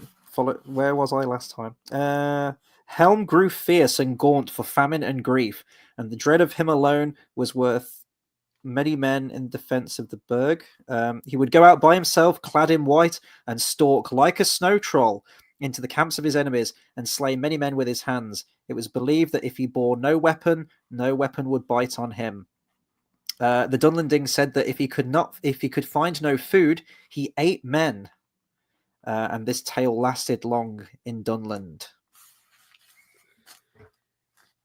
Yeah. You know what? You probably you had the time and the money to create that, and for us as an audience to see that on screen and see how go at it. I thought they did it really well in conjuring up the discord in the camp and how frightened everyone was of Helm. But again, we didn't see it. We got told about it. How can you not show Helm going mental? It's a pivotal part of his story, you know. You get to see him being so angry and fear, you know, creating so much fear, and we don't get to see any of it. Why don't we? Because we go and diverge to fucking Hera going finding an eagle and climbing up a mountain. That's why we don't see it. We needed pointless. we needed like a montage of actually seeing that, and then the fear building in the camp, this slow process of like this wraith in the night. And yeah, it's all rushed and said in not even 5 minutes. It's just like one scene. One of the Dunlendings just says like, "Oh, he's gone mad. He's tearing people apart." I'm like, can we see that, please? Yeah, if you're talking about the story of Helm Hammerhand, that moment is probably the most pivotal thing about the character, and what makes him so much of a badass is that, and the shots that you do see of him in the film, like there's one shot where it's from a distance and it's hazy and the blizzard's in full force and he's kind of almost glitching on the horizon. That was a cool shot. And they say that, you know, he was skinny, he was malnourished, and he was like he was wraith-like, I think they say. We needed more of that. I don't know why all of this stuff happened off screen. And Bath Time raises a good point here. This was gonna kind of sum up my final thoughts on the film towards the end, but this right here, what's the point of taking a legendary figure that has come to symbolize the endurance of the Rohirrim and basically devalue it, and the blowing of the horn when Theoden and the lads ride out? Yeah, you know, in the appendices, they talk about Eorl the Young, who's sort of like the founder, I guess, if you would, of Rohan and what we come to know of Rohirrim culture. And then you have Theoden, and the appendices for Helm Hammerhand start off says, there are many Rohirrim lords in between Eorl and Theoden, but the one that is talked about the most is Helm Hammerhand, and that's when we get his story. There are no other Rohirrim lords, really, that we hear about. It's specifically Helm Hammerhand. Yeah, so to take that pivotal character in the Legendarium, especially Rohan, and to completely sideline him in his accomplishments and what he actually does, I couldn't believe what I was seeing. I kept thinking, oh, we're going to see some of this, surely, aren't we? And honestly, believe us when we say it all happens off screen. There is barely any of that. If that's what you're going to see, or you're kind of hanging on to that, you're watching all of the hero scenes and it's like, it's going to be fine because we're going to see Helm Hammerhand tearing people apart later on. Don't get your hopes up, because you get none of it. You get like a very small bit of it when he's on the causeway fighting people, and that's it. Yeah. And there's a scene where, you know, Helm's outside, and I think Hera accidentally stumbles into a secret passageways like a fucking James Bond contraption of like this. She pushes her back on this door and it just like flips her, and you know, she can't get out the other side, so she heads outside, and Helm's having a fight with this ice troll. Well, there's two orcs first that she sees, voiced by Merry and Pippin. Yes, which was funny enough. They didn't announce that until the premiere. They're like, "Oh yeah, these are in it." It's like, okay, but these orcs are talking about rings. What would our master want with rings? The orcs say, and so Hera overhears this, and that plays a part in the end, which I know you're gonna love, telling that about a certain wizard turning up. And so this ice troll attacks, and Helm is fighting this ice troll, but he's not winning. And then all of a sudden, Hera, was what does she do? Does she throw a spear at it? Yeah, I don't know why there was a convenient spear outside. I don't know if it was like from a fallen enemy or something. She throws something like a javelin at it, yeah, and kills it. And then Helm Hammerhand picks up the troll is already dead as far as I'm concerned. I think it's dead before it hits the ground. But then he just like caves its head in with a rock, and I'm like, you kill stealing motherfucker! Like you couldn't just have Helm Hammerhand save his daughter from a goddamn snow troll. Oh no, because that's going to diminish her agency. So we still need her having to save him in that moment. You can't give him one moment, can you? Not one, not a single one. Yeah, it's like brilliant. Well done, Hera. Amazing. The best character in the Lord of the Rings.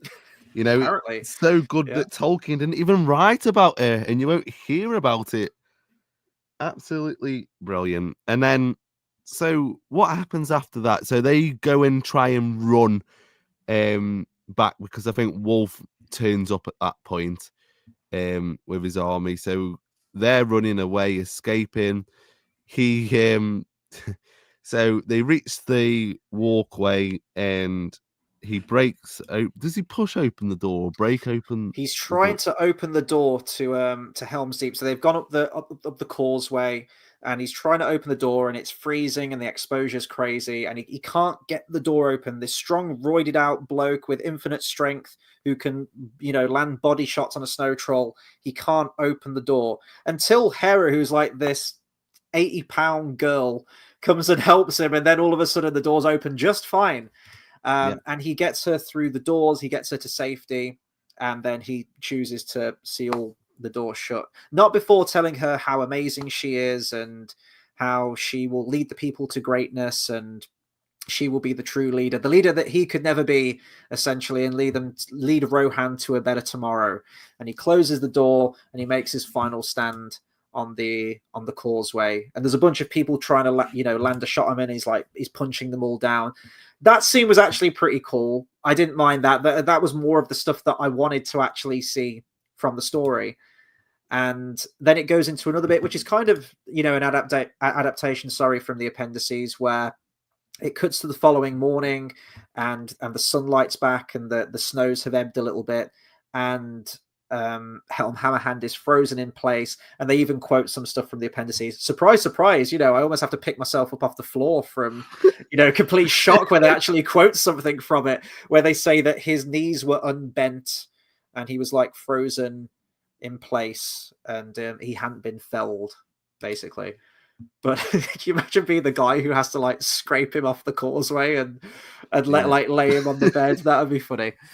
Like I don't think just rocks up with his butcher's outfit. He might as well wear a butcher's outfit in this environment. The mucky butcher. But I think so. Helm does die in a similar situation to that. I think he dies actually on like a ridge not far away from Helm's Deep, but he's literally right outside the doorway in this. It's fine. They changed the location of it, but the circumstances of his death remain the same. Sort of. I think he just goes out and just dies one night. It's not like he's trying to save his daughter or anything, but it's a close enough adaptation. And my God, I'm going to latch on and hang on to any bit that's even vaguely adapted from the appendices. After that point, I think that's kind of it, really, in terms of an adaptation that's relatively close, I want to say. Oh, yeah, you're done after that point, to be honest. So that happens, and then during all of this, Wolf is building a siege tower. I'd say, my God, have you seen this thing? Forgot. It's like a skyscraper. Yeah, it's like, what the fuck? Has he got an engineering fucking degree? What's been going on? My favorite character is the drummer, who's on top of. I don't know why they need a drummer at the top of this thing. I know I'm jumping ahead a little bit. We'll come back, but when they actually release this drawbridge and it fucking crashes onto the wall, this drummer just flies off and dies. What was he trying to achieve? What did he think was going to happen? Why do you need a drummer up there? Yeah, what is he doing? Because no one down the bottom's going to be able to hear him. It's fucking windy. You can't hear now. It's just some pissed up drummer at the top, just banging. It's what are you doing? He's my favorite character in the whole film. Same. You know what? what's his name? Him and Waldrick live in. They're the real unnamed characters that should be fucking given the screen time, not Hera. Oh God. We salute you, drummer. It, I don't know his name. I feel so bad that they should sing songs of his sacrifice. do you know what? I was just actually thinking about this very quickly. Ain't it mad that we've had 2 adaptations of Tolkien's work, and 2 of the most significant characters in their history being Hera and Waldrick, both unnamed characters, both characters that don't exist, have the most significant roles in Middle-earth. That geezer created Mordor and beat up Sauron. She saves the Rohirrim, and there's the reason why they survived. I mean, as impressive as Hera's credentials are, I'm sorry, nothing tops Waldrick's. Nothing. Waldrick has like 2 credentials, but my God, what credentials he has. What a fucking CV. Oh. Also indirectly responsible for the creation of the One Ring, did Yes. you say? Yeah, because Mordor, Mount Doom, of course, yeah. Yeah, 100%. Oh, when you think about it like that, Jesus Christ. Good old man Waldrick. I'll never forget. And he looks very fetching in his wedding gown as well, right here. Yeah. Speaking of wedding gowns, Mm-hmm. have some of this bath time. So we're back in the Hornburg. Hera's upset about Helm's death, which gets over it pretty quickly. And as you do, they're preparing for a battle.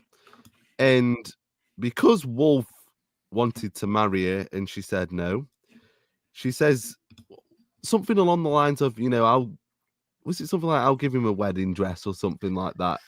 Yeah, there's like a creepy old lady, and you do get a bit of setup for this wedding dress earlier. She's like, there was a bride of like an old chieftain or something, and she died the night of her wedding or the night before her wedding or day or something, so she never got to wear it. And they just kept it in this crate. I'm like, okay, who is this lord? Why do we give a fuck? It's just set up to have her in this gown for thematic reasons, for symbolism, I suppose, at the very end of the film.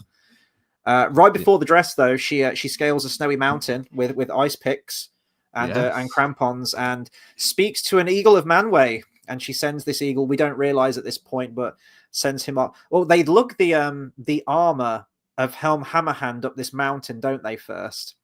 And then the eagle takes this armor and flies away to where Freyolaf's at. I think he's at Dunharrow at this point. But yeah, then we get the wedding dress scene. Yeah, because when it's fucking -10 degrees, you're looking at like the Russian weather, it's freezing. The best thing to do is go out in a dress like that. No armor, nothing. It's meant to be empowering.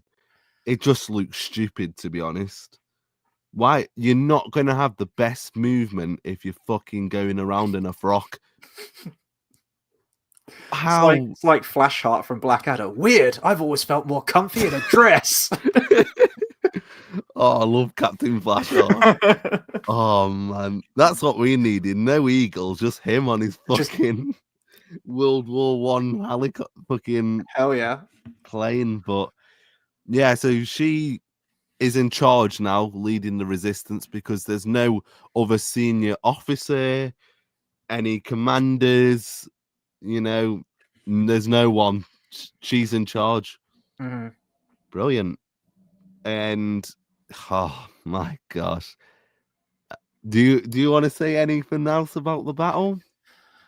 Well, they actually did release this clip. There was an 8.5 minute clip, and I'm guessing just from how the time is in the film, they must have chopped a lot out and sort of sandwiched some certain scenes together. But they have released this clip of her in the wedding frock, on a white horse, angelic being, arms outstretched with a sword in one hand, and she confronts Wolf at the other end of this drawbridge, and she says, "Let my people go." She drops a Moses quote because we need to, big up her importance, and let's give her some biblical references. Why not? And he's like, I am not afraid of you. And she's like, you should be. And it's the most trite, awful dialogue between these two. And once again, you've got Captain Targ, who's at Wolf's side, who's the only voice of reason. And he says, "Sir, she's clever, this one.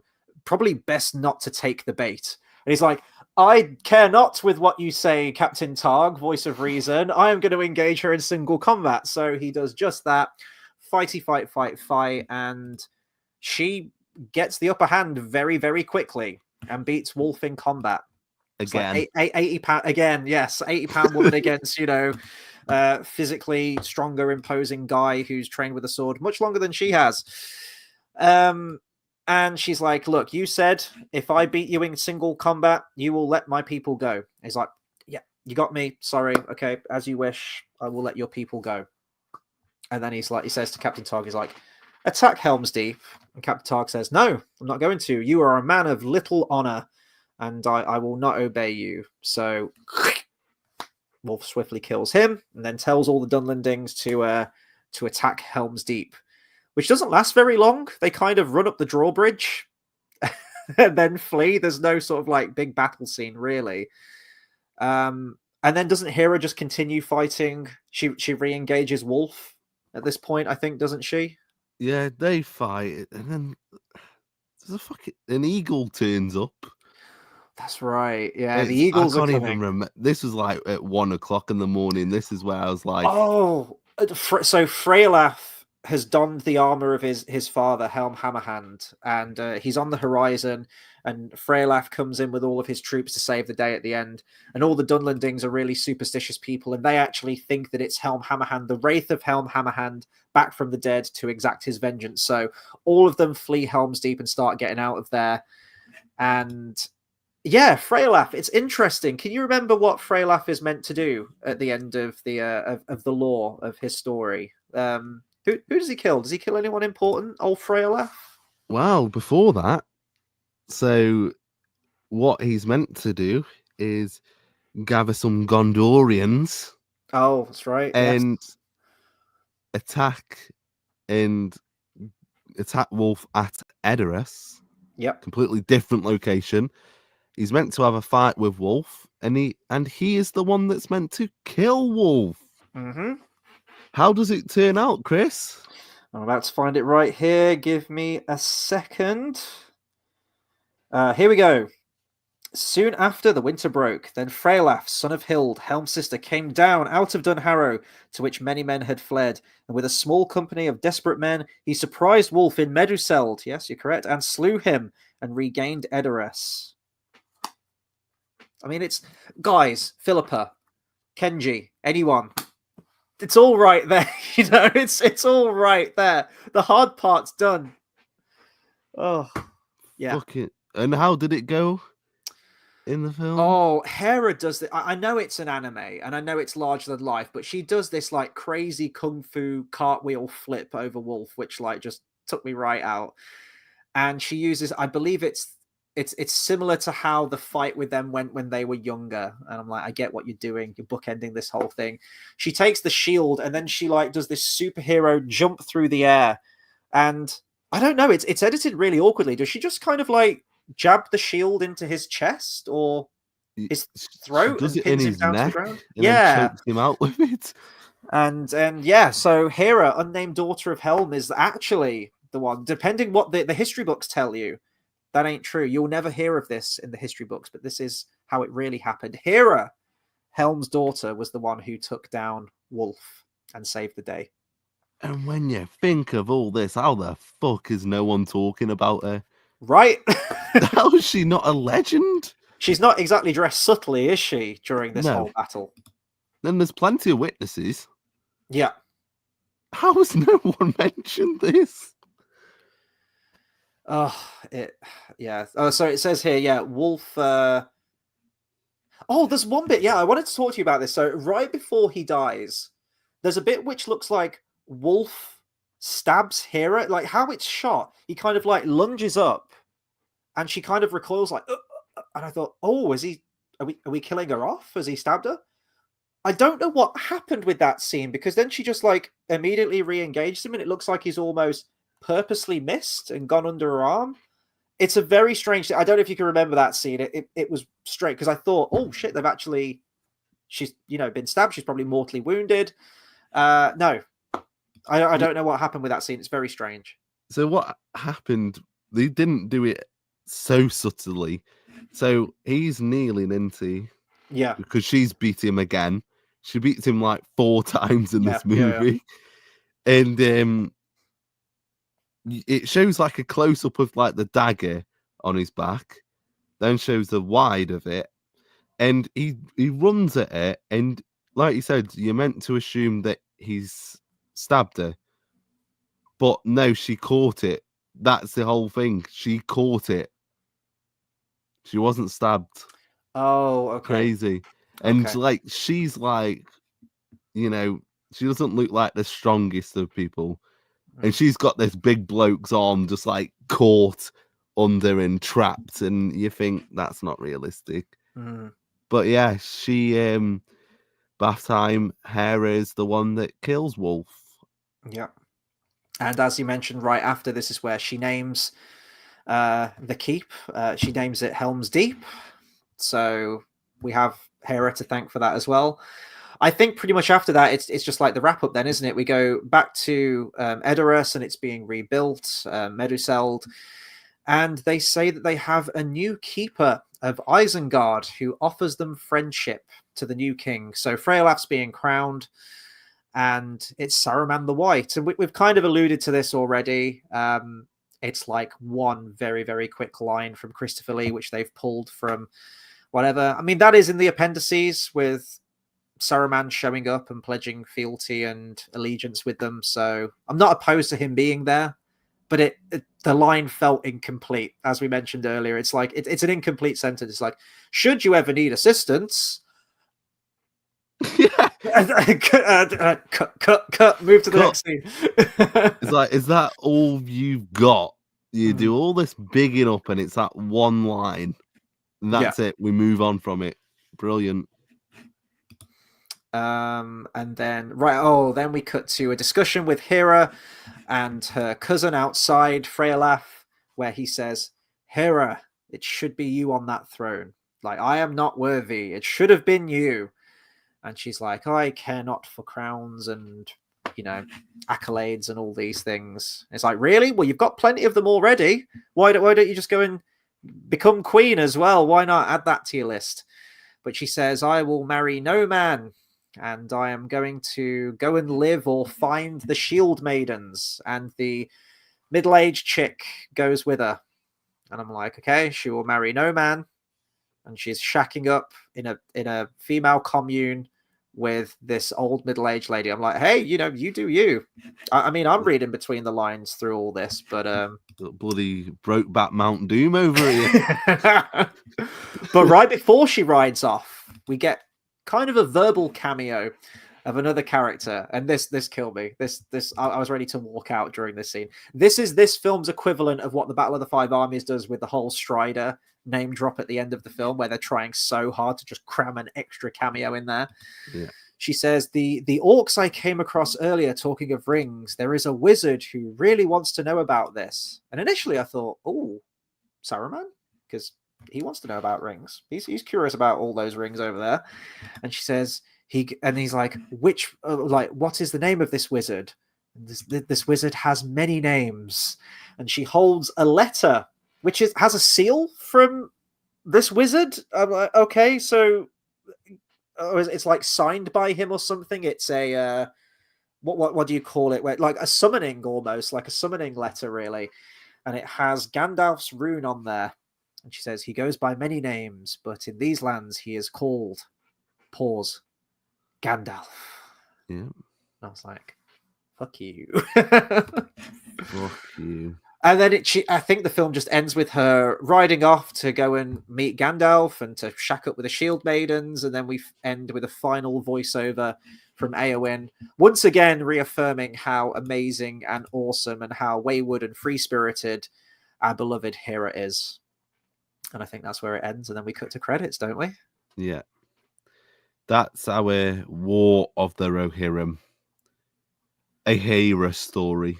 That's what it Yes. should have been called, because this wasn't Helm's story at all. Mm. And that even annoys me, knowing that she went to see Gandalf, because then how the fuck is she not in the legend then? How is she not talked about more? How does he not talk about her? Well, Whenever clearly the they implication of this is that, well, Gandalf knows that the rings are a bit dodgy. Magic rings should never be used lightly, but he probably knows the rumblings of what's happening, maybe with Sauron in the background at this point.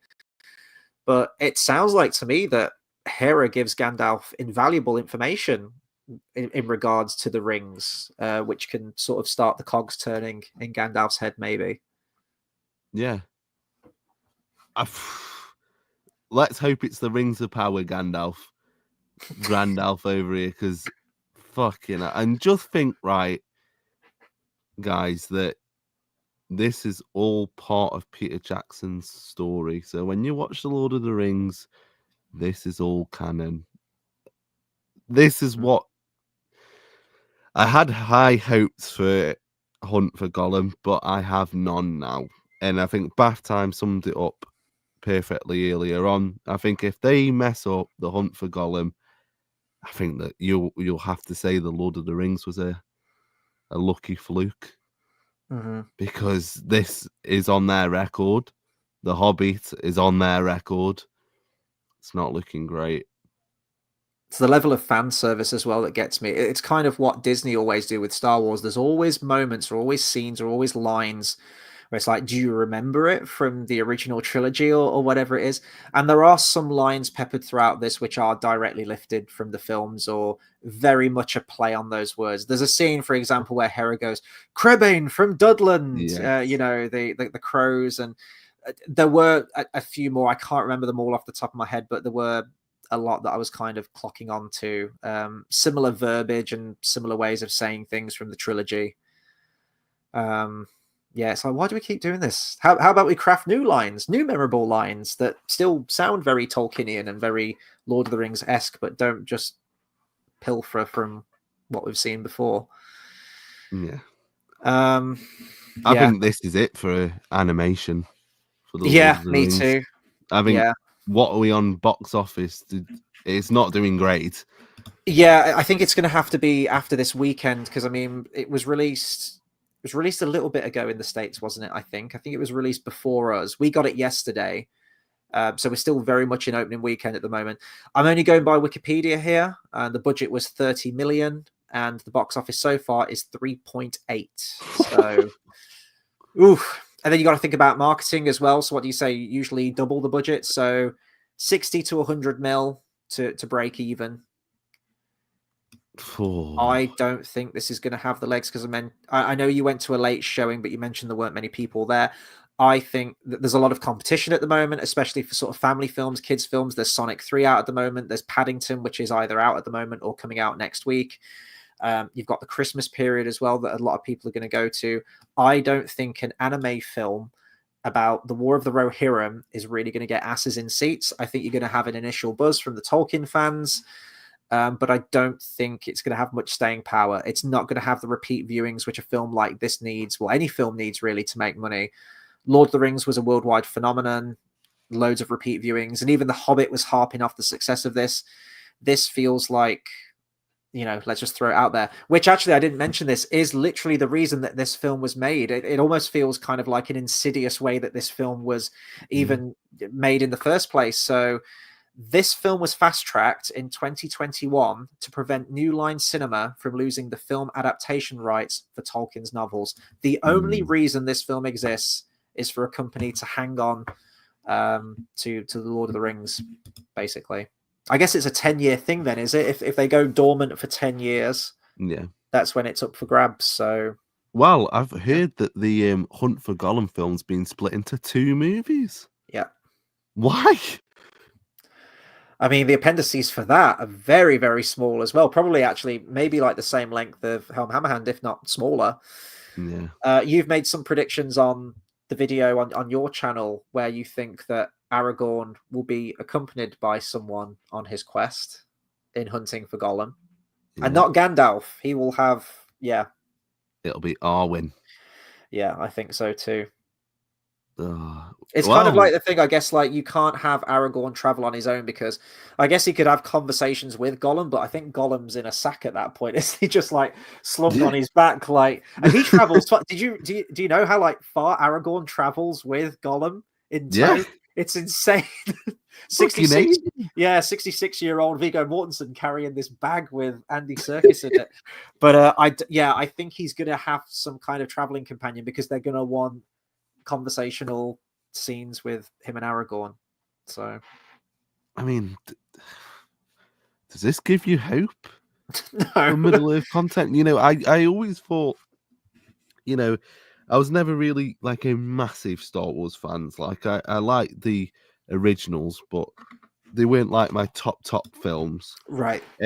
So when I saw everyone, getting annoyed at like, like The Last Jedi and stuff like that, and the sequel trilogy and all the trilogies and the series that have come out since then, I never really felt it was one of those, like, I didn't feel that fatigue and anger at the content being butchered. Mhm. But now that I've seen the Rings of Power and I've seen this, I'm thinking, just leave Middle Earth alone.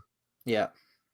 It was sort of like Please. the last vestige of everything that I hold dear. And Amazon quickly killed that for me. But then Amazon, you can kind of just delete it from your mind and go, hey, it's like a terrible, awful fan fiction, which thankfully we can laugh at and have great conversations and great streams about. But this one, I'm almost more angry at this one because at least Rings of Power is funny bad.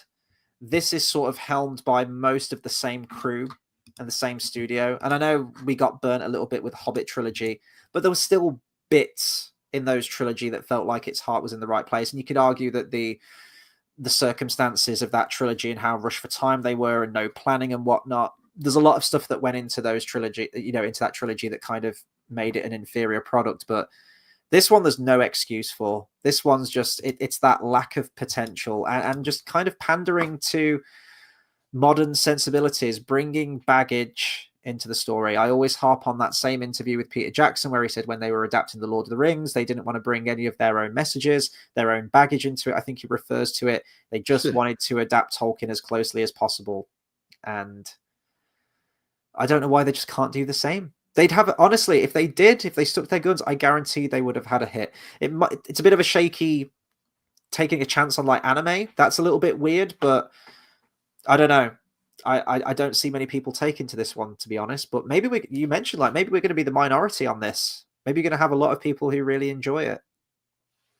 Yeah, I don't know how, but people like what they like, and I know you said that there was a few people who in your cinema who enjoyed it. They were kind of like, yeah, that was all right. So it did something for them. It worked for them. Fair play to them. I wish it had done the same for me. But what's crazy is the fact that the first Hobbit film made $1 billion. This is massive, going though, nowhere near. Yeah. Mm-hmm. And I'm just curious to see if this will kill off, the hype for the Hunt for Gollum. And I think what's going to happen with the Hunt for Gollum is they're going to try and get as much as the old cast back for it, to hype it up, because this killed any hype for Middle Earth for me. As a media content, we've got all the original source material. I'll stick with that. And and Waldrick, yeah, it's the one aspect about Rings of Power will allow into the canon is Waldrick. But I think you're right. I think brand fatigue is a real thing, and I think when you release sort of like damning products like this, like the War of the Rohirrim, it will have effect on future ones. An example recently is Joker 2, which was abysmal in every way, shape, and form, and actually really, pissed a lot of people off who really enjoyed that first Joker film. If they choose to put Joker as a main villain in like the next Batman film, I do think the effects of like Joker 2 will have an impact on the perception of general public's perception of the character of the Joker. And I think it's going to be the same with Lord of the Rings. If you keep releasing absolute pig swill of films out there, it will have a knock-on effect with the next one. But at least with the next one, with the Hunt for Gollum, It's being directed by Andy Serkis, who was second unit director on the Hobbit films, of course, tied in with those films. And yeah, they will be 100% banking on the nostalgia of the previous cast members returning. We've got Gandalf back, we've got Vigo back. They're probably going to have Liv Tyler, Orlando Bloom, Lee Pace, maybe, and combining elements from the Hobbit and the Lord of the Rings trilogies that we've had before. So, yeah, it is the oversaturation of time. It feels like Christopher Tolkien was the last vestige, like the last protector of the whole source material. And when he went, and I think, is it his grandson now, Tolkien's grandson, who sort of owns everything, like the what do you call it? The estate. That's it. Thank you. Yeah, he's just kind of like opened the floodgates, like, yeah, it's free real estate. Go nuts. Makes me sad. It's a shame. Man. Yeah, makes me sad. It's a shame. But although we have got Rings of Power season 3 confirmed. Yes, we have. Come on. We'll be doing a video on that at some point, won't we? I think. But I think we can probably round off on this one. Look, oh my God, we're coming up to 2 hours. Okay, we'll round this off. But where can people find your channel? And we might have a video releasing tomorrow, pretty much. I don't know if we're pre-recording or going live. You want to tell people about that? Yeah, so tomorrow we'll be doing a pre-recorded show, if that's all right. Yeah, that's where absolutely we'll be doing another review of this film. We'll be having a more similar candid discussion about it, and that hopefully will get edited out for Monday, Tuesday. And then we'll be doing another filming session probably later on in that week, whenever you're free to talk about season 3 of The Rings of Power. You can find me at Everything in Middle Earth on my YouTube channel and on Instagram, where I post a load of memes on there. Still heard nothing back from Waldrick, which I'll pester him again, because we will get him on this podcast. Yeah. He hasn't got a choice. He will be on. So yeah, that's what I'm up to. I'm still mourning this film. So yeah, thank you guys for having me on, and thank you, Chris, man. It's been amazing again. It was funny. You know, I text you during the film thinking I could just imagine you just raging during the film. So you timed the text very well. Like, you knew when I was going in, and you probably like added it up when it would be finishing. And yeah, I got your text not long after. Yeah, no, thank you for joining me on this, man. You know, I love doing these videos with you. It's always a great and fun discussion that we have. So yeah, as much Tolkien content as we can do, it's always a pleasure having you join me on these things.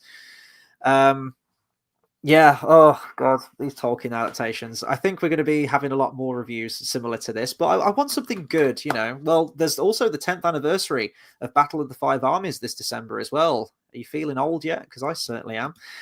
So we might have videos on that as well. But in the meantime, if you have seen the movie, I know a few people in the comment section actually haven't tonight, but if you have seen The Lord of the Rings, The War of the Rohirrim, let us know your thoughts on it. Do you share our opinion? Maybe you really enjoyed the film. And also let us know any other stories, Tolkien-related stories that you'd like to see adapted, whether that be in anime, other kinds of animation, or in live action. We'd love to hear that too. Please do consider subscribing to the channel for more movie reviews, discussions, and live streams. I'm going to be continuing my Disney reviews. We've actually got to put the ones on hold for next week, which actually works out kind of perfectly because the week after, Christmas week, we'll be reviewing Frozen 2. So that's actually timed quite perfectly with that, a nice wintry themed film. And then I'll be having a bunch of other videos on here too, and probably some other Tolkien related stuff too. A big thank you to everyone who's commented along and shared in our collective pain tonight on this film. We always do appreciate you guys for taking the time to comment and keep the conversation going. That's it from us. And yeah, we'll see you on the next video. Take care, everyone.